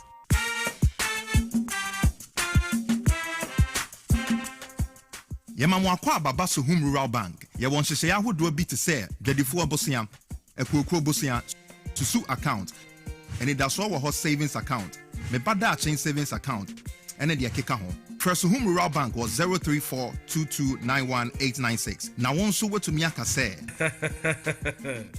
Suhum Rural Bank ama ene mayeka una. Suhum Rural Bank enti me pa minie. Suhum Rural Bank, growing our heritage.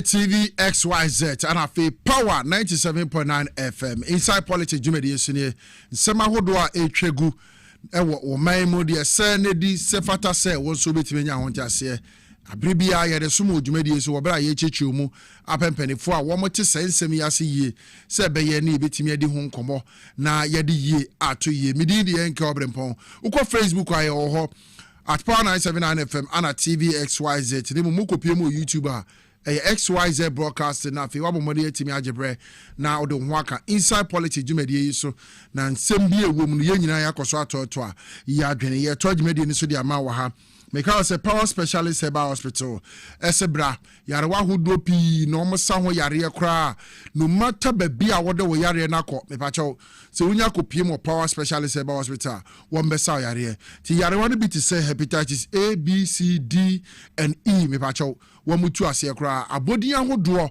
ana the power specialist herbal hospital for wo magi erifa hepatitis yare sa ho afa fatty liver sciatica prostate broken bones ulcer, swollen neck, and fibroid.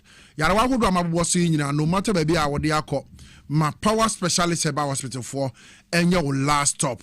Bomodin netutu anamu achi nakọ na ombeje bre no mahwe yie pa. Ukopie mu okuma ase a omo ofeyi ase legbosomtwe kwan no so.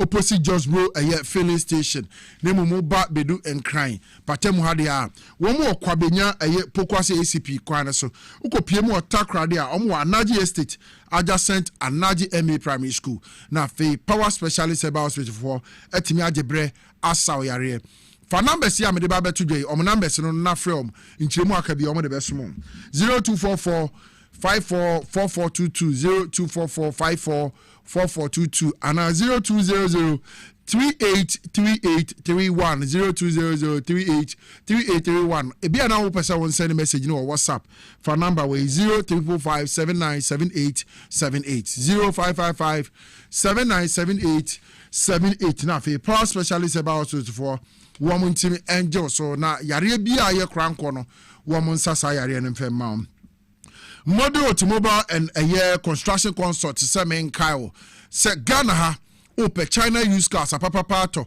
and a border for more me pacha a woman China abeko ope earth movers like a year tipper trucks, excavators, construction machines, general goods. Sani men na open a papa pato dia me pacha a model automobile and construction consult and I do any better. Other services are ye be a warehouse and afi China business visa acquisition be a opese won tu kwan ko China and kodi ujumedie bi na visa no nya me pacha kona ko hu model automobile and construction consult on beje bere aye hye pa e betimi ama won saka o China business visa na wo de tu kwan akodi ujumedie bi a obetimi adie.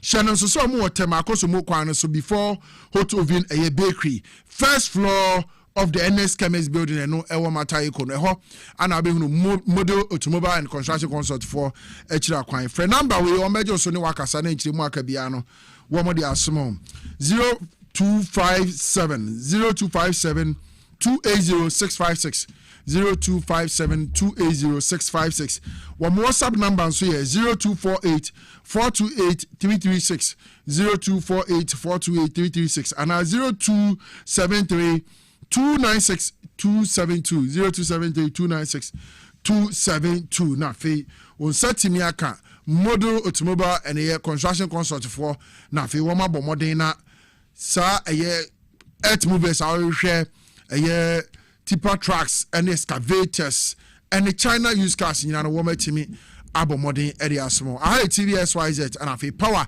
97.9 FM inside politics mediation here. My man wish this birthday nafe and then penny for many omobedi jumedie no me mpa mo honto na yen hyase ne nkoma aka nyina yen timfrio. A wonderful happy birthday to you.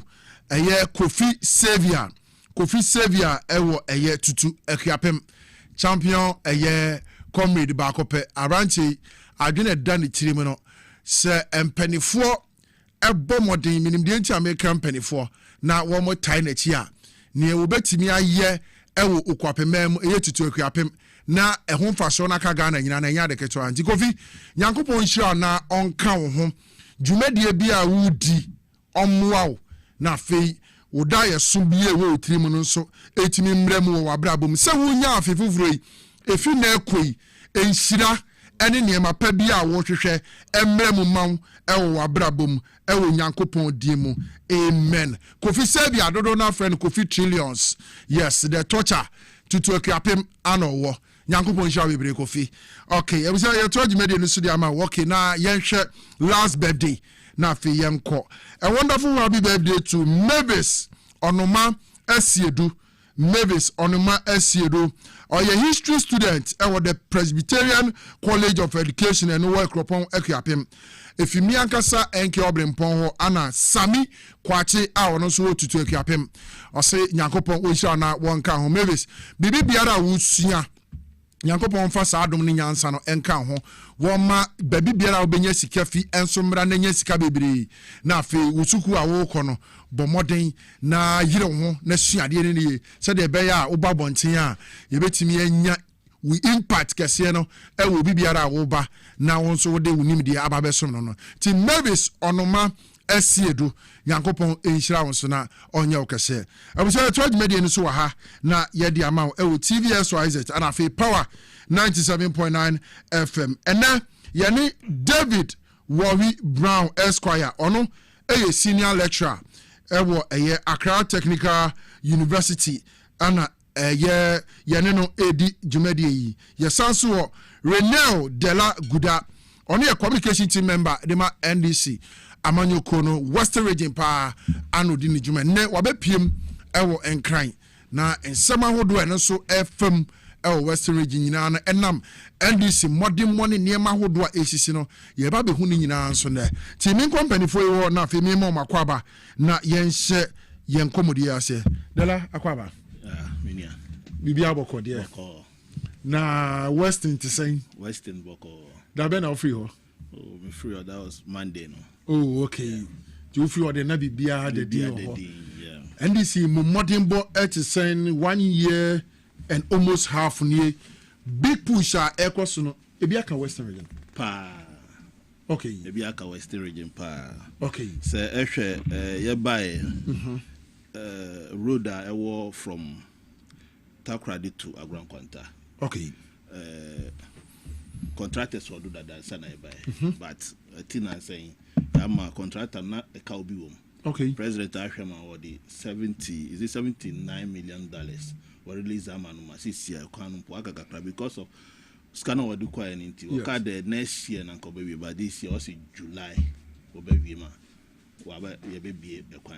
Wow. And apart from that, from Takrady to Accra. Yes. Asha. Well, also CCA, I started the work clean China, no so about Eba Takrady, your friend is saying, a jeep runabout, a do call a harbor honum now. Yes. CCA, old, a honum, you know, Mount Sissamu Lane, a new asphalt, a moyan of fire contract. And the Takrady cried the moon, dual carriage. Dual carriage, no, dear baby. Wow. Yeah. And I will call Western Region, baby, I'm a free. First, what about me? So, I'm medical and chair. Me constituency for. Yes. My chair, Honorable Robert Wizom Kujo. Okay. Na me free my chair, me MC Dr. Mighty Kofi Aye. Na me chair, me regional chairman Anatoku. Na me free her. Me chair, Uba Takwa, me constituency organizer Wood Yaya. Okay. As my chair na me nyasa. Into my main chair. Na Wood Yaya constituency organizer. Takwa Nswaye. Yeah. Oh, okay. Wood Yaya. And Obojuma ho. Yeah. I wanna Ebo Isa Taylor. Yeah, Isa Taylor. MP wo hono. Na mutum rekuduka no. Yeah. Wood Yaya. Unye adwuma toto Nyankopon hira enke Obrempong me de menkra be se da ama amadela no dia oba message de samanchia na me ba me wa asem ada be ene me kura me de menchi aka enti wudu aya Nyankopon hira no nka ho en sa seat no mamu nja mu biem takwa nso ayem momode na mum protect no and it's not a de money do a carriage no never be boa me yento aso na ba me word sam me chairman sofo Scott one o nyina bia me to me bobo bia omo dos ba me chi obi and omo nyina hwe djuma nyina omo hwe djuma no bia asisi obi ate ho a o hwe enti ye be da omo nyina sida omo boy nyina ye nechi dom na ye hwe ma party no ayeye very well mate enti where we are now will be ado ka ho kakra say obi sam about the Ekoso Takrady no Western baby a wo fi ba and this Uba your friend is saying about me constituency now I make a Christian Univalia. Yes. Nyama bebre koso a Christian kwan no ma ye. Oh, contractor no or the wa be clear kwan no ho.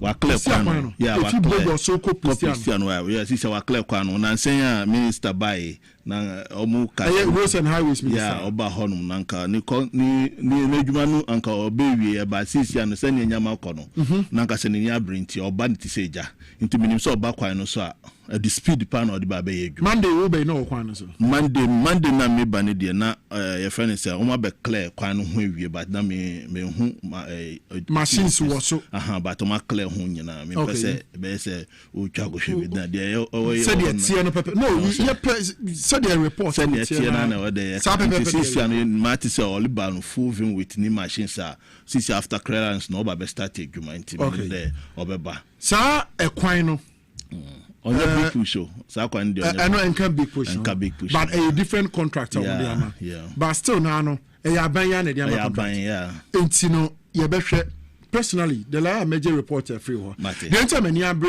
a free bogo soko pristia kwan ne say first time anam eko pristia the kwan we year me no me bedu pristia be 1:30 to 2 a.m.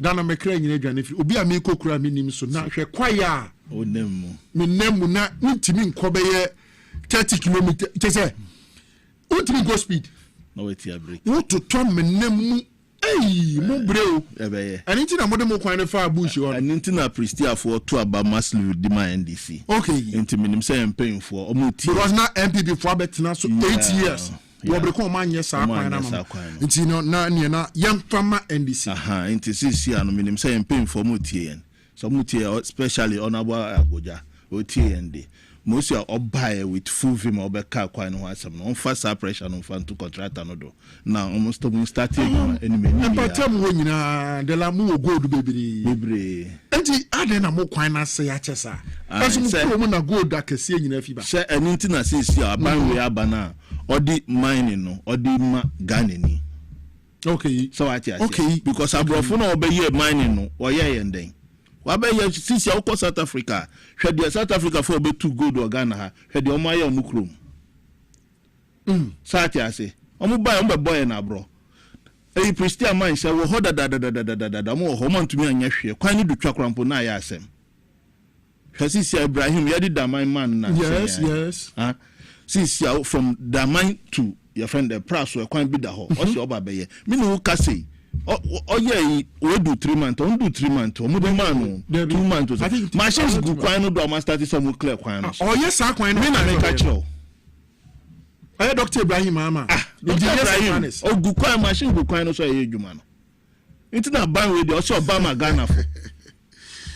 Wow. So what you say Obama Ghana for. Abrofo no mo we your friends omo ba, omo be yi adwuma na omo nya gold na omo de ko. So the people of Damining in Patem ho no womani agye se sabe sa da mama nse na ababedi eye Dr. Ibrahim mama nse masa eni che bia wo ho no you to no bia ni agye sati ase bia ni agye there abedi Ghana ni nse because promises or the buy no so no is showing there opedo oye oba beye because this your coin machine good me no ka say na say last time na me ni one of me a technical directors ni the friend the airport or card oba be so they no planning na the chirem there they are coming to start the airport.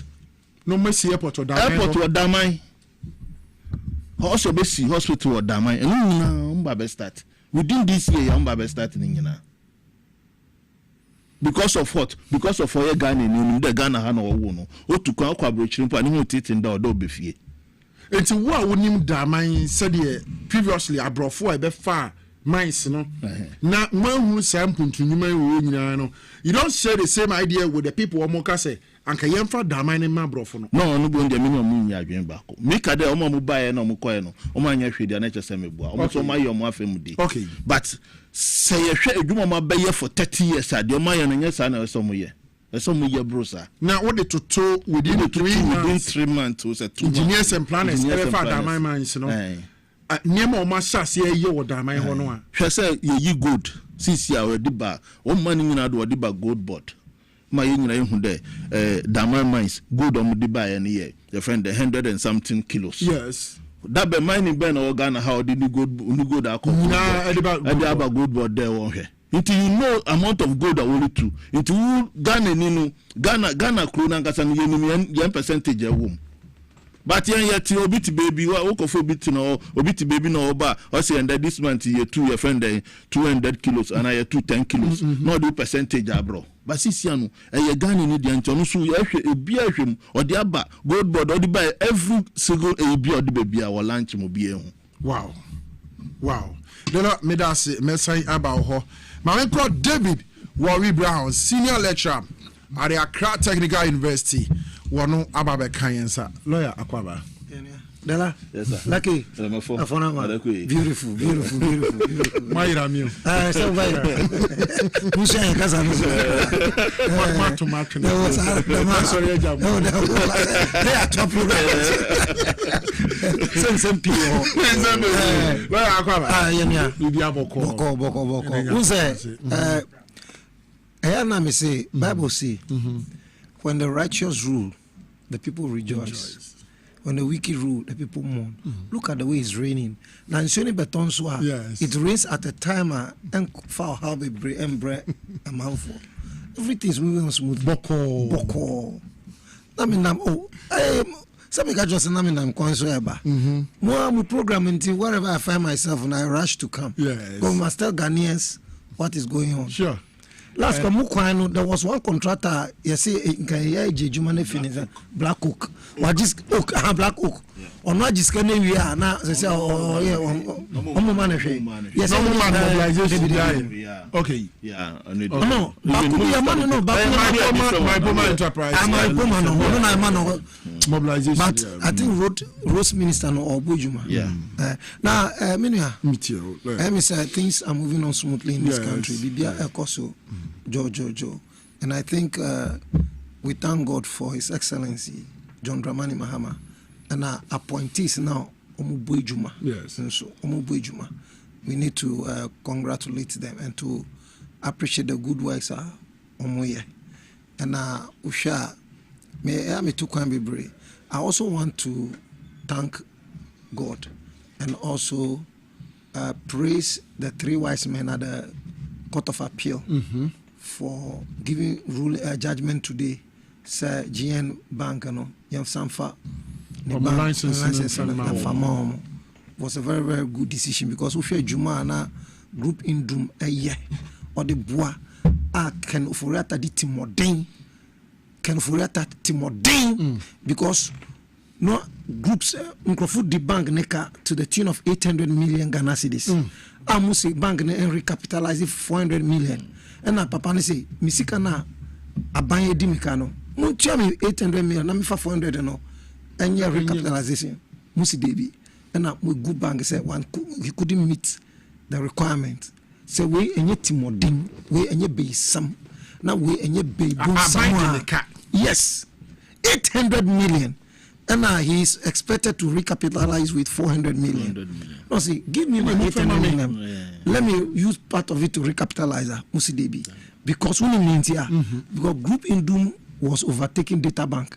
Say, na can for that, imagine say, Data Bank, no, a banker with a strong A background. Before Ken Furata became finance minister, no.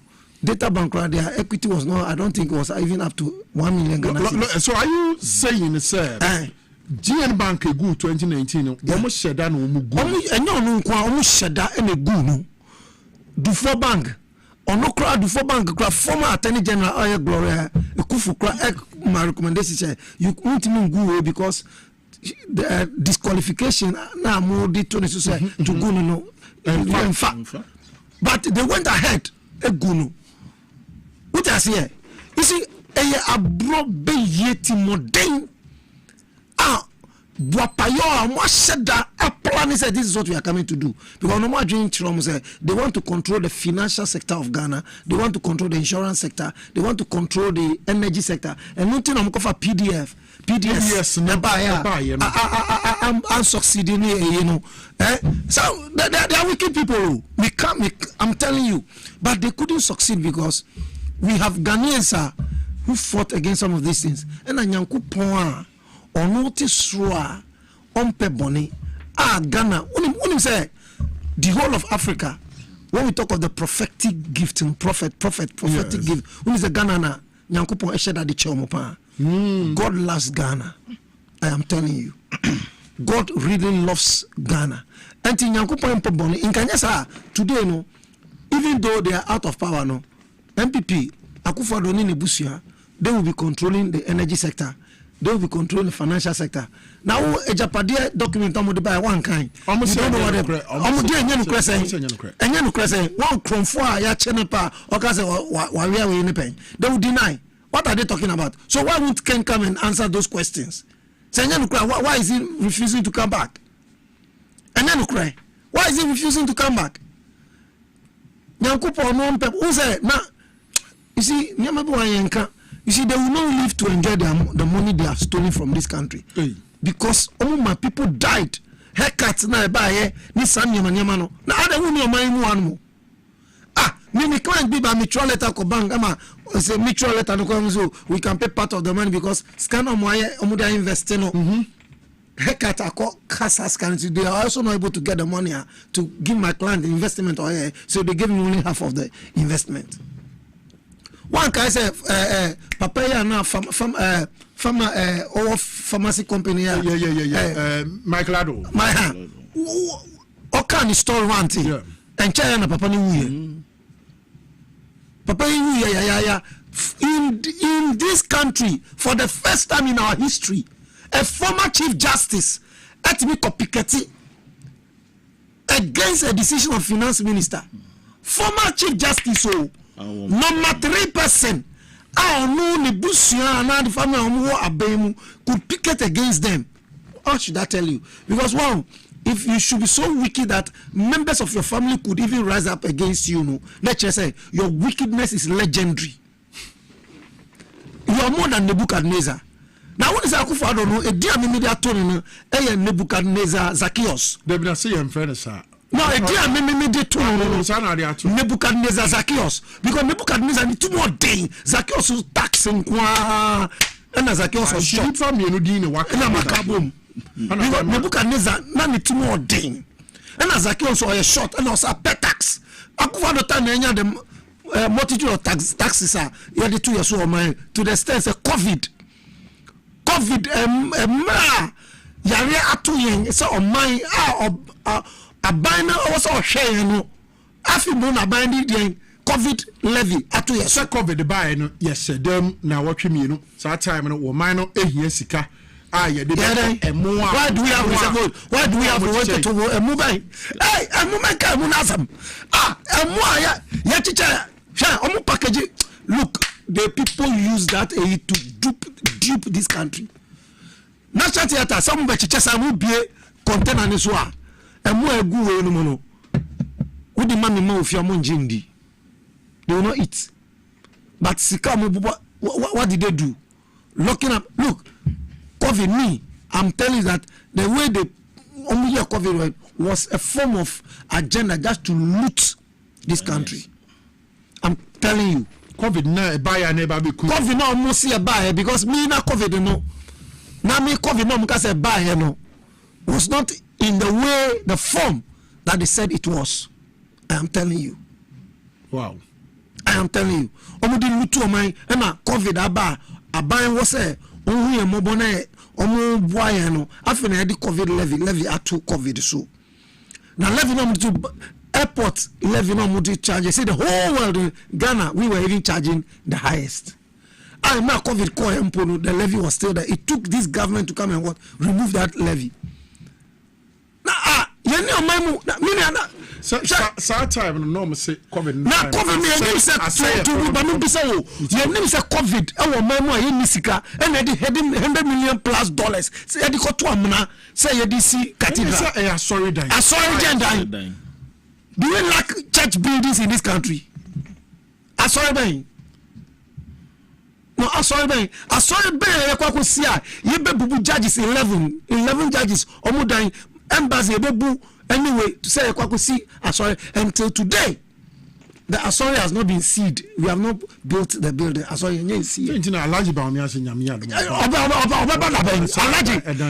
look, if Ghanaians dare vote for Baumia, it will be worse 3 times. Or how na FM and Akufo-Addo no, it will be worse. You know who should that? If people know they should go and read Judges chapter 9. the tongue bush, the story about the tongue bush, they will understand. Baumia, Baumia, Obemia, Bao, Brabemia, Baumia, Obiot me can trust Ano. Hey, Minya, say Baumia, and now Baba Dios as president. Mimpo, if I become president on the ticket of NDC, it will be better. He didn't get. He gets in there. He get unlocked. He gets it there. He get it there. Digital man, like digital. Digital. Who's it there? Digital. Digitalization. You see, what they know to do is abrofo kesiye no mo de confuse Ghanaians. And to mo call crocrocrasina digitalization. Papa ikabrofo. You see, somebody voted for Akufo-Addo just because of the brofo aka. Race, so we care as a ubia by hot yam is in his mouth. Fellow Ghanaians. We are not joking in this country. So the country is moving on, and we are not joking, and we will not leave the country for jokers like Baumia. Very well. Yentie Alhaji Mahmudu Baumia. This is the Atuja. You buy about 20 minutes.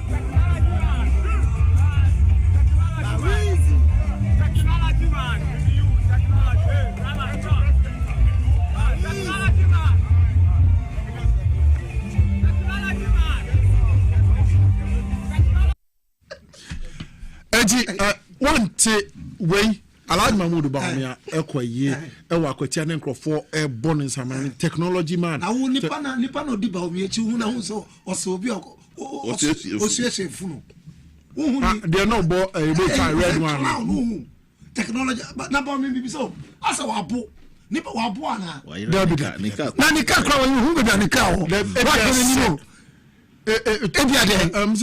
Toffin bi na mise na odi but Toffin ba wi Toffin dabi ni mo yesi ya otadi Toffin bi ya fa ni wi Toffin enya wi Toffin Toffin ana ba won say mi asa wo hwehwe nika hu be bi aka no but enya hwehwe dabi no ba hwehwe na ni ma ase oso bi a wabo dabi ya de hu ni sa ai ba na wabre o show the one nantina eye no trans no trans chai wow na me be technology man na be a friend Baumia so to use can you use the computer only say na use that technological tools no onim no timi dig you get na you get in be that day now person on launch gate ni be empty gate and here gate is an empty gate now so such a person now wow Baumia can't you see say presidency is not written on him Alhaji Mahmudu Baumia why vice president no anybody look do you know anybody can be a vice president too do you know that Napo Crown Cup vice president Napo Obiosa Sisifia vice president. You are talking about the former energy minister, the former education minister, an energy minister who spent more money transporting power American plant from Takrady to Kumasi than the amount we spent from bringing it from Turkey. We spent about $5 million from Turkey to Ghana. And he spent about $35 million from Takrady. $3 million. Chop Now when Sasani Pano, Minia Isuato, and then me ba hano na my magi say, Usi, Rebecca Abron Yasam, and Tina my magi say, me ba Grandma Canabocobat, but the only meaning Uyama, me bring here, Martelo and Pacho, me it will be a mistake, a disaster, if Ghanaians vote for the MPP again. I can't do so because if we were in a serious country, MPP, but they should have revoked their licenses. You know that is a former member of the MPP. Yes, and I was shocked. Why should he be shocked? But do you think, sir? The election if you have that video, that's true too. Can you let me now? A former member of the MPP and on radio. Yes. I catch the Ghana for you say, the electoral commission is serious. Yes. By this time, yes. By this time, I was saying, one more J. licenses. Mami can be in charge. The former member.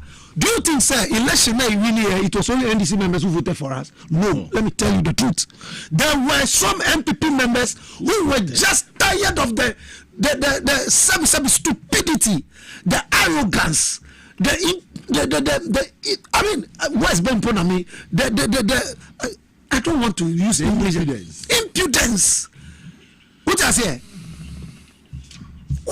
Now, Peace Council for Ababekasa. Peace is calling for calm. They only talk when NDC is in power. They should shut up. They should shut up. For the first time, I said for the first time, I'm going to say some things that you may not be. They should shut up. My young kind, at least a tier for the Peace Council for the Abba. Now, they should allow the security. Also, the National Peace Council press release for immediate release. National Peace Council calls for calm amid rising political tension. There is no political tension in Ghana. It just say one, Accra. 20th May 2026, the National Peace Council is deeply concerned about the rising political tensions following recent arrest of some political actors based on comments they allegedly made that purportedly flout on the laws of the country. As a statutory body mandated under Act 818 to prevent, manage, and resolve conflict, we call for calm and restrain from all sides. Now, you know,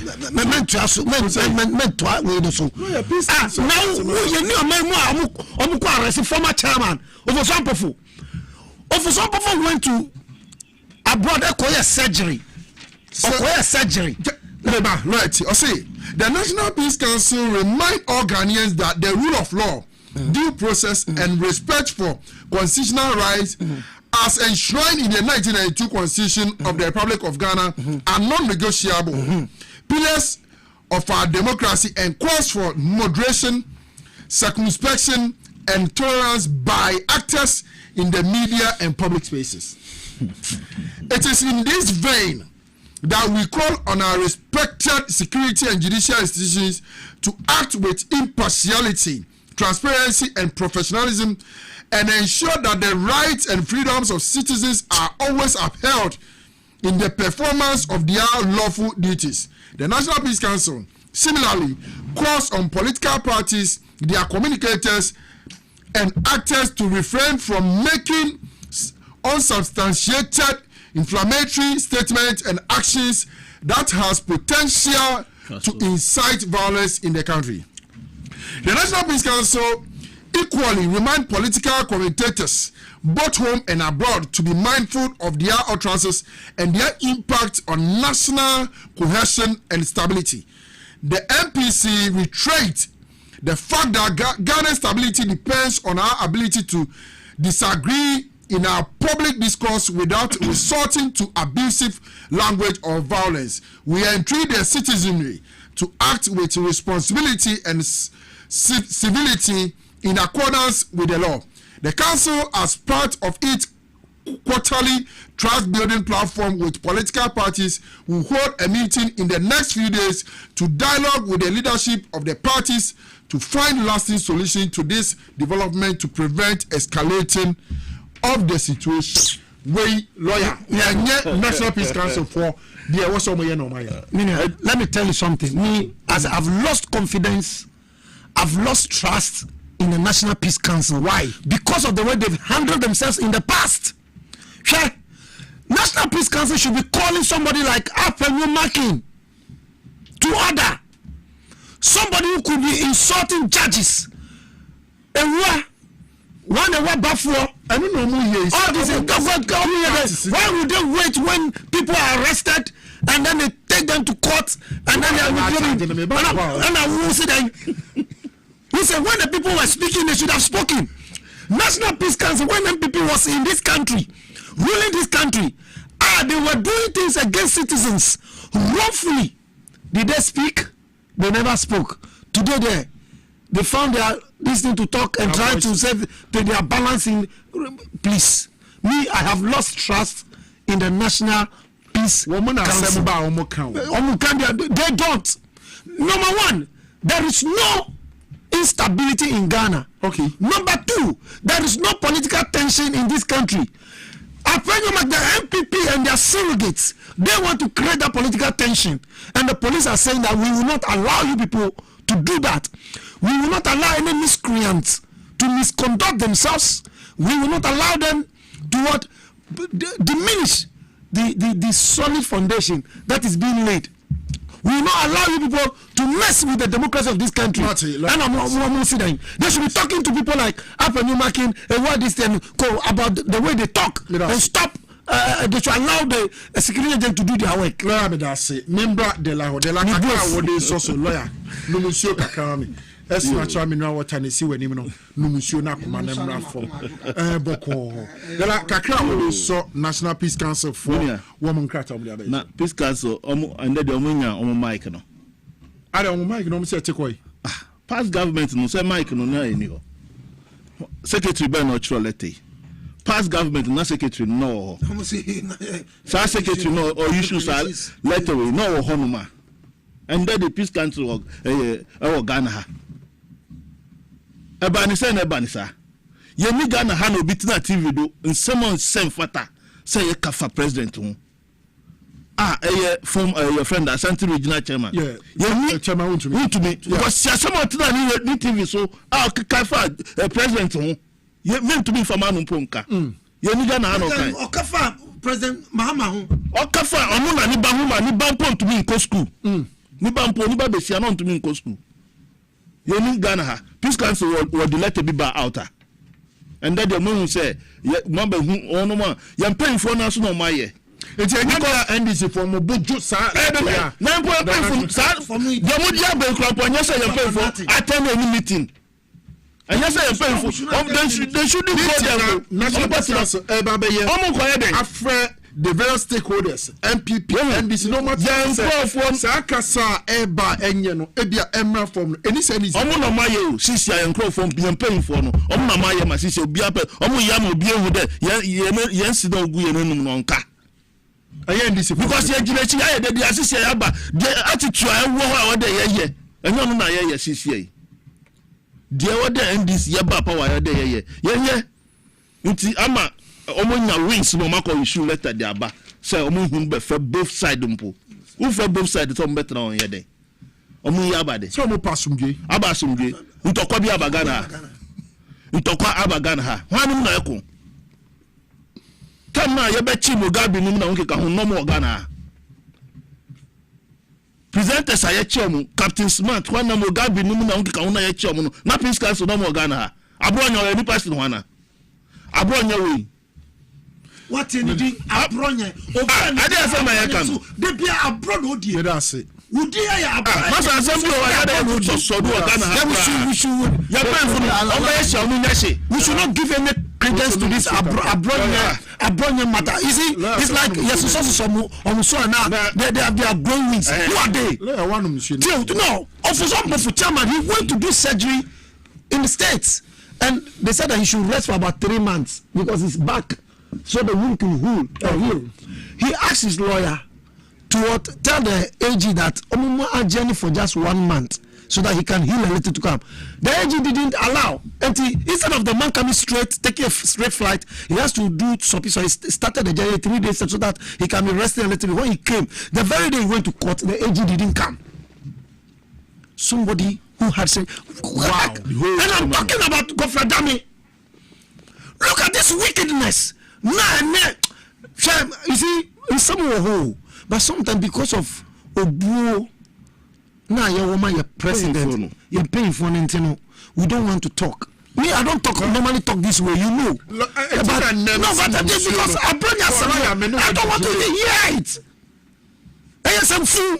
The nonsense must stop. Comment one can say microphone comment. The nonsense in this country must stop. Might be too much. The nonsense must stop. Me don't say. They behave as if MPP, they are the Ghana belongs to them. They are the real owners of Ghana. And any other person, why, this nonsense must stop. We are all Ghanaians.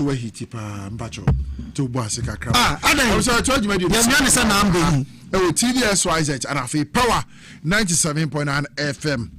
Yanko Divine Hope Ever Center for Aso Yemra na fi ento adwumedi ni so Divine Hope Ever Center se men kan kire se ode otwea eba powder de aba eduro yare wo me ba bo so nyina no esa na se etu na se kura enti se wote men kan manu nya sipe na wodie wo mu ahyase hwehwe otwea eye heba powder kira kwan na fi enti mo West Pain oba ne bema drivers o metena se twika wo mo metena faako wa ye adwuma wo sisi bo se ye wo ya o yo ba o ye be ma o saka otwa ba pada ebe yi sa o ya o ne ye free o afi pause eye koko yare ebe tu ase ama sexual weakness, low libido, stroke, ulcer and afi menstrual disorder sa yare wa hodo nyina maboboso se wo de wo mo pe bomode na hwehwe otwa ba pada kira kwan na afi hyase na nonom ebeboa na yi sa yare nyina de free ho otwa ba pada unya sachet ba ko apɛ warm water na fa gum wo so ne kakra wa hwe ne nyina de agu onum na before wo bɛnom no hye no se no wadidi ansa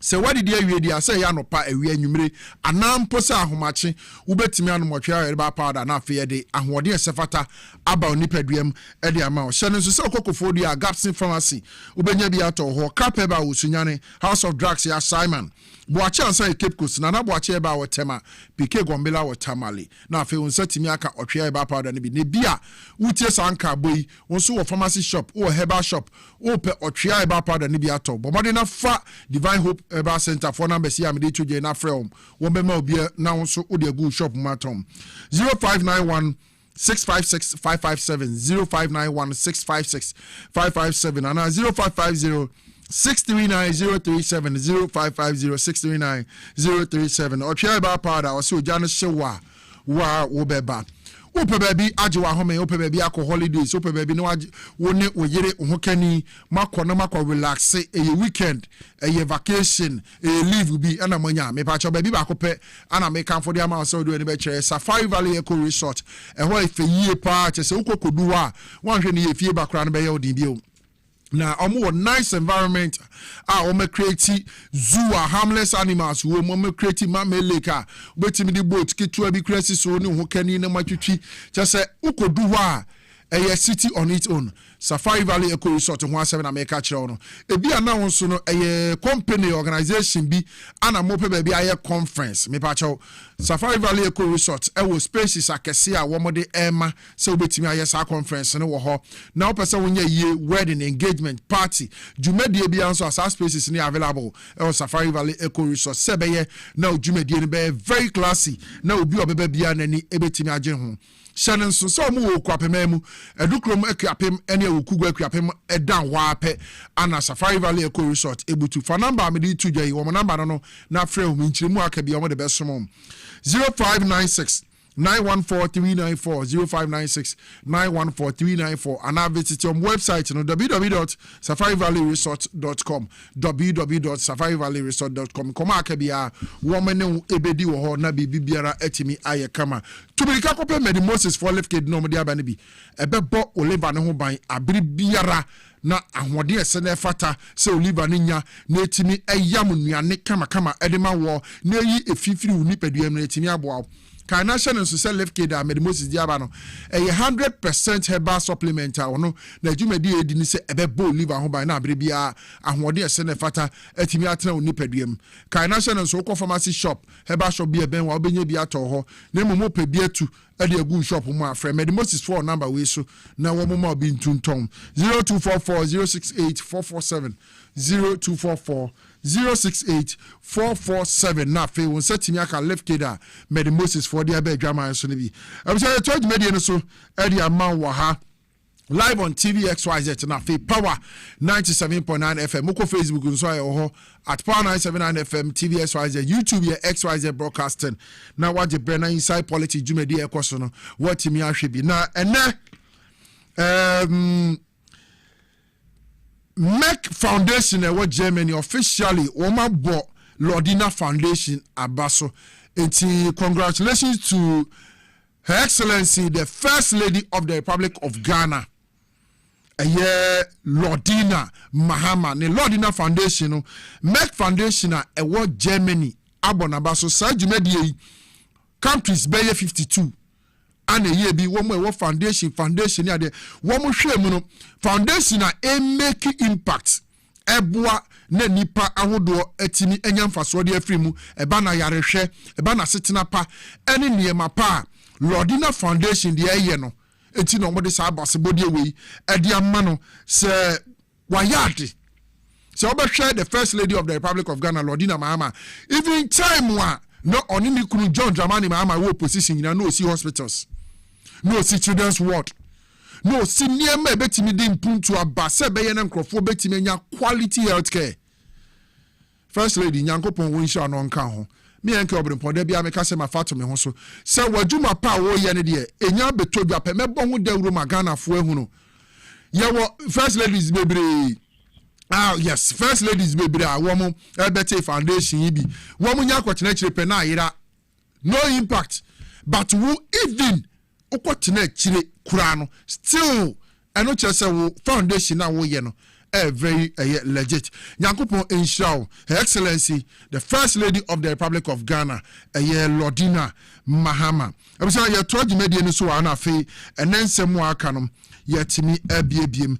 Lawyer ye be ko yensem no so bad minim so wo asama ene ne patem wo you be use your friends a motorway no epa so far a kwan a wo mo ye o motorway ni ade no say na sifa aircraft.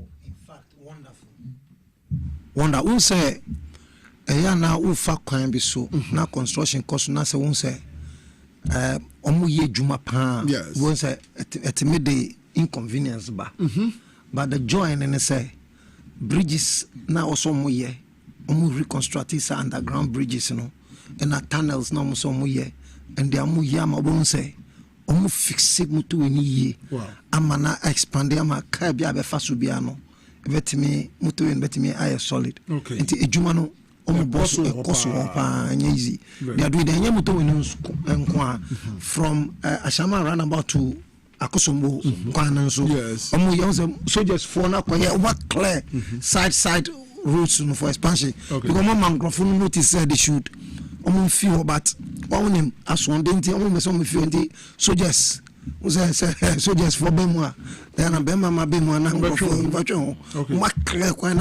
construction work. You see, Ghana has become a construction zone. As the president said. Yes, we share from a motorway, the runabout and so Equa Flower Road, the new road to a Dowina side also, and also construction cost so giddy.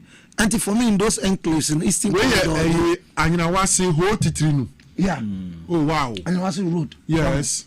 And now we hear Ziope ho to Denu. Okay. We say we go to me afa beto to Denu to Aflao.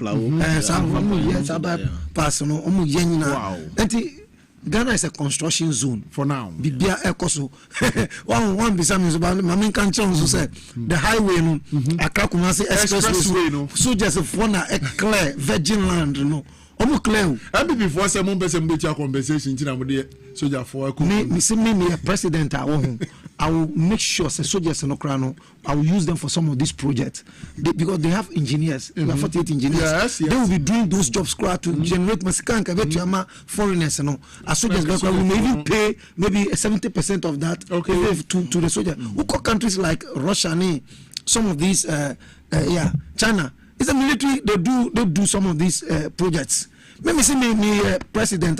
I'll go into agreement with the security agencies. They come out with engineers. They should recruit more engineers. Then you use someone to what? Do some of these jobs. And those who do that, we give them better compensation. Yeah. They generate the money. When the money comes, we keep some in their coffers. Use some to better their lots. And I would have done that. And instead of applauding, you say, "Young person to your compensation, these soldiers." How can that be?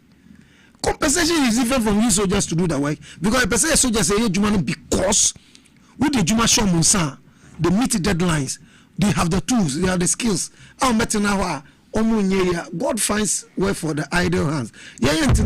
Those days MPP also you can hear of soldiers, any police for involved in armed robbery will not do that. We will use them, we will see them invest their skills and knowledge in those areas. Okay. And instead of applauding, so, you see, sometimes you see, JM, I am one. My main chassis and fem free and somewhere echo so MPP for a dear attempt to say Abronya. Now, what did the judge attempt? A sitting judge, I want to sem so Eddie will come her. Abronya Eddie attempt can somewhere and some pata a fan of one. A coban say.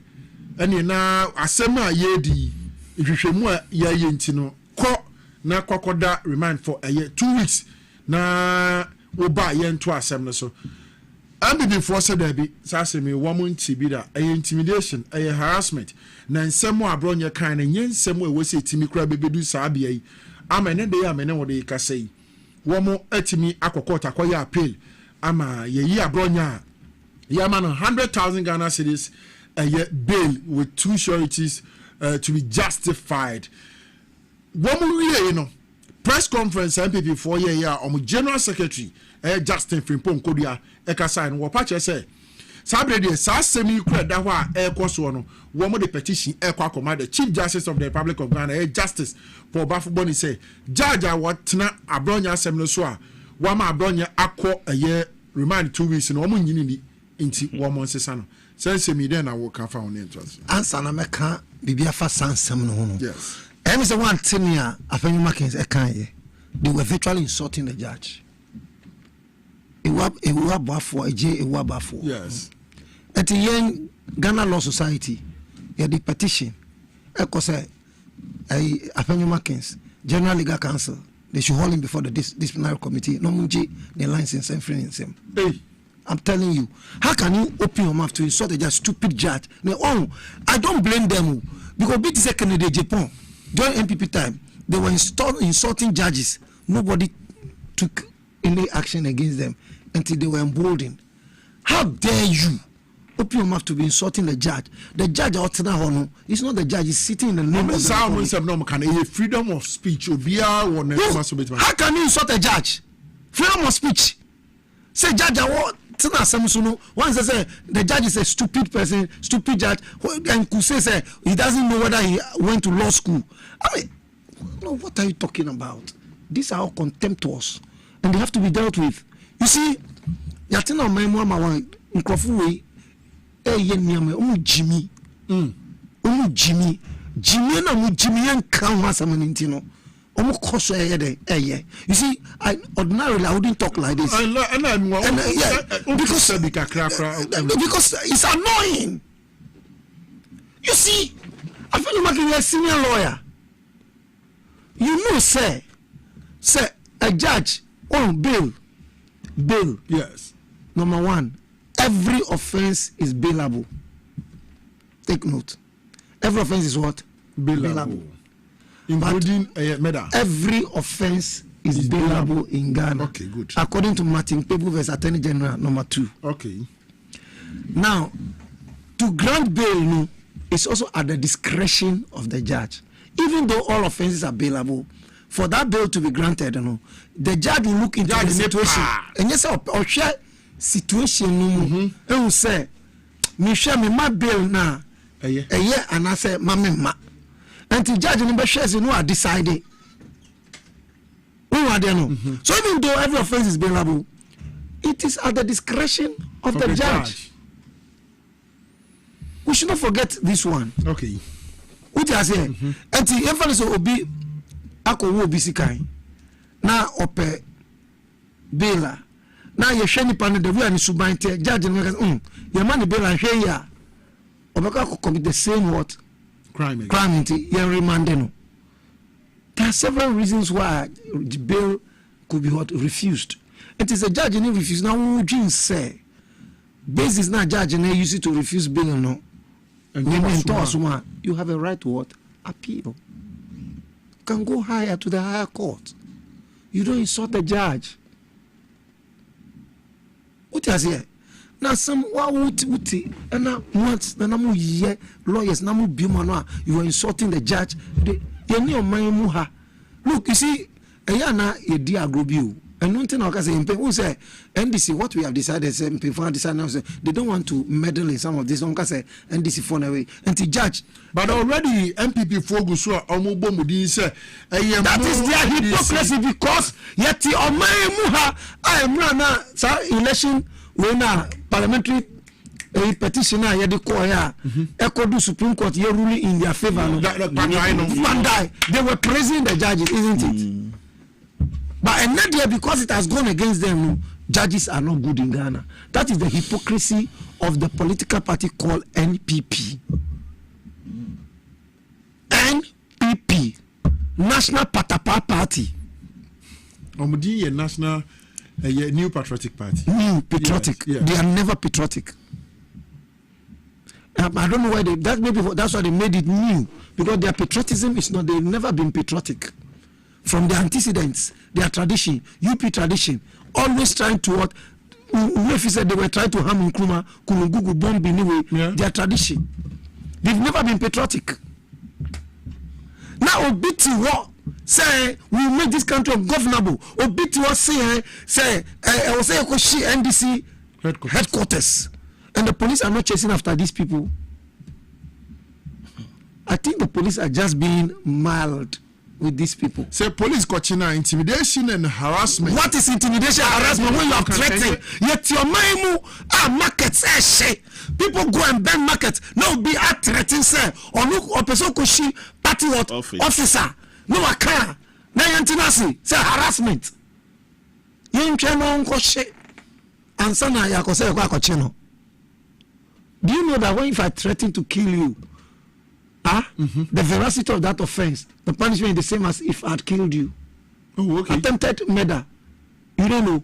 If I attempt to kill you, do you know, sir? If I attempt to kill you and I don't succeed killing you, do you know, sir?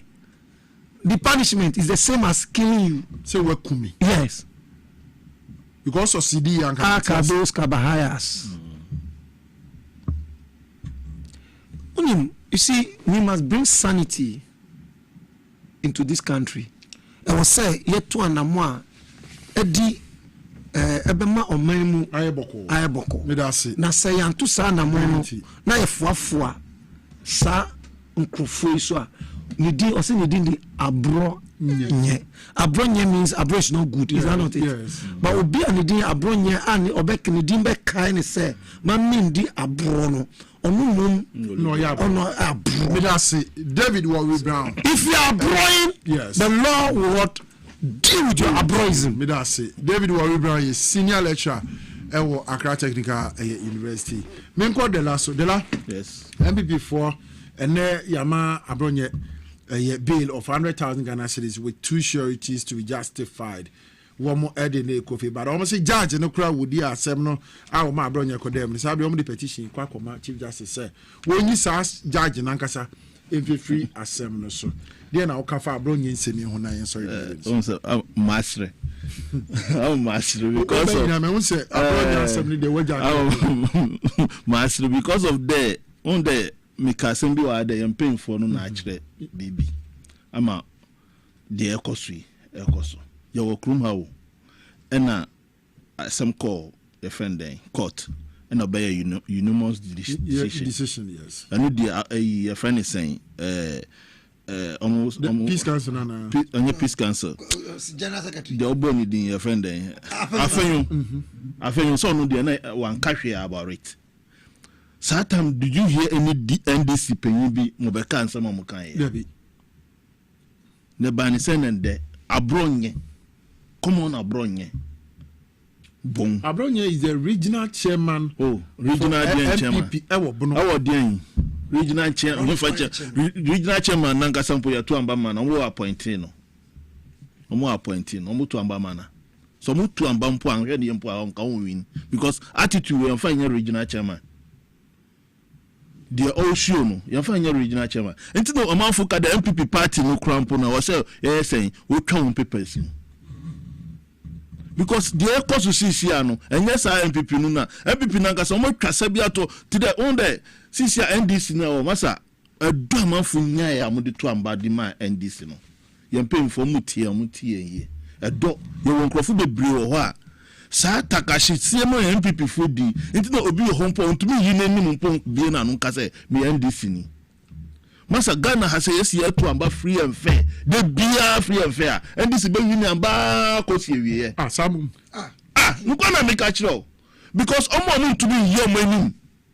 Mun ka say omo ya NDC for no. Because of we be jira in charge na oba o ma make they say bi nkosi asem obi home person be tie san nkosi asem no. Yeah, sometimes we hear social media some of the comments most of them they are NDC.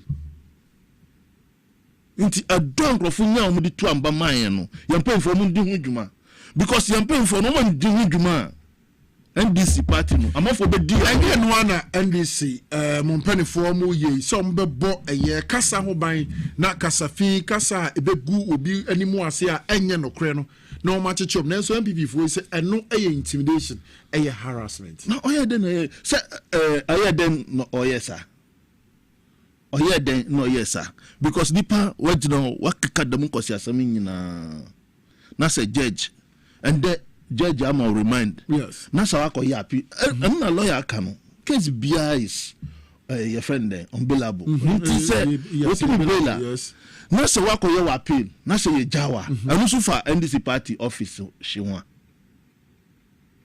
NDC judge na otie gwa nimu no wa tro NDC abona akokwa Judge Ben judge na odi asem na ojeli no wa tro NDC abona akokwa sa judge no na Justin Frimpong Kodia wo no ye general secretary di ma MPP ka say judge no because say o ma Abronye remind na go say kura no wo mu hia no nti na me bi so da Abronye o ye hwana o judge am remind nti o mu hia ne say den o no no betina so mi jidi the judge your friend chief justice Dankasa mi jidi the onti the omokan because Ghana did not belong to MPP and then MPP no rule Ghana also and some people high can with videos make us they are the biggest opposition party. They are the biggest, yes now. And that one you cannot take it away from and they them. are also Ghanaians. It is one of the Omasem eto Chief Justice. I was a Chief Justice here. Maybe a warrior na fe one also 2 1 among. And yes, I have we wear some keke. And yes, I'm a baby. I am to be in Jina Hode on press conference on my year and judge Odi Assam. No.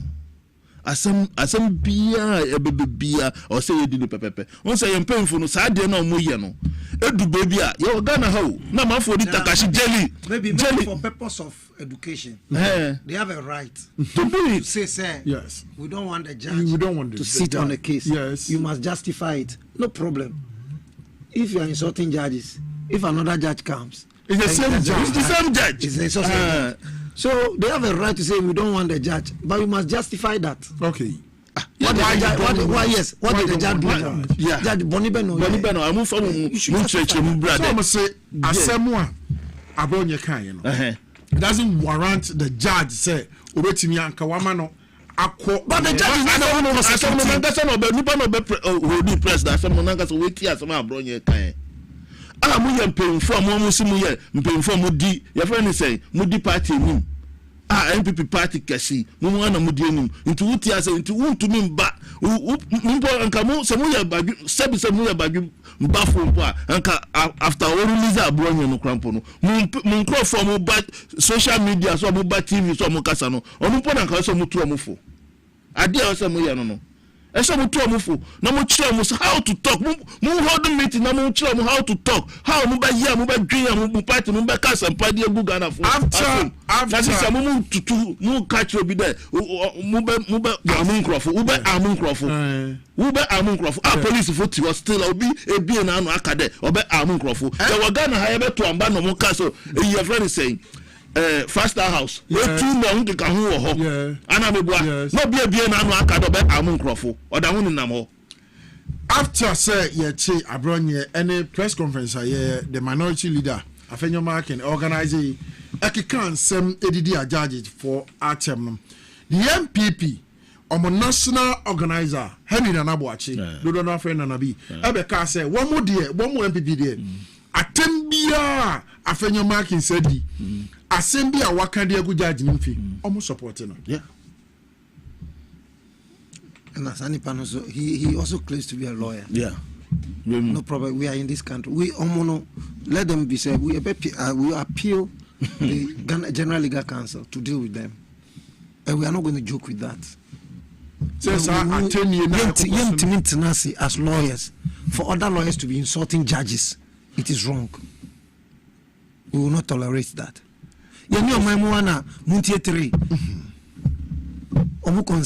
Yes. Ken Kranchi. Yes. Sir John Omo. Yes. They were shaking before the Supreme Court. They don't know. Now,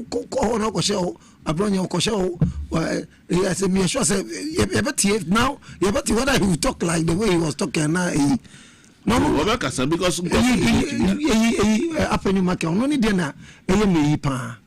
those such people must be dealt with. Why do you talk like that? Insult judges, MPP judge, stupid, call it. I mean, no. There's something wrong in this country. Why? Because you are a politician, you are an MP, minority leader of the Parliament of Ghana, you are talking like that. Meanwhile, you are a lawyer who should know better. So we should also start insulting you people. If they don't deal with them, we will also start insulting them. And then let somebody also come to say, we are not done well. Then if that is what we want that. But we say, yeah, Papa NDC there, yeah, so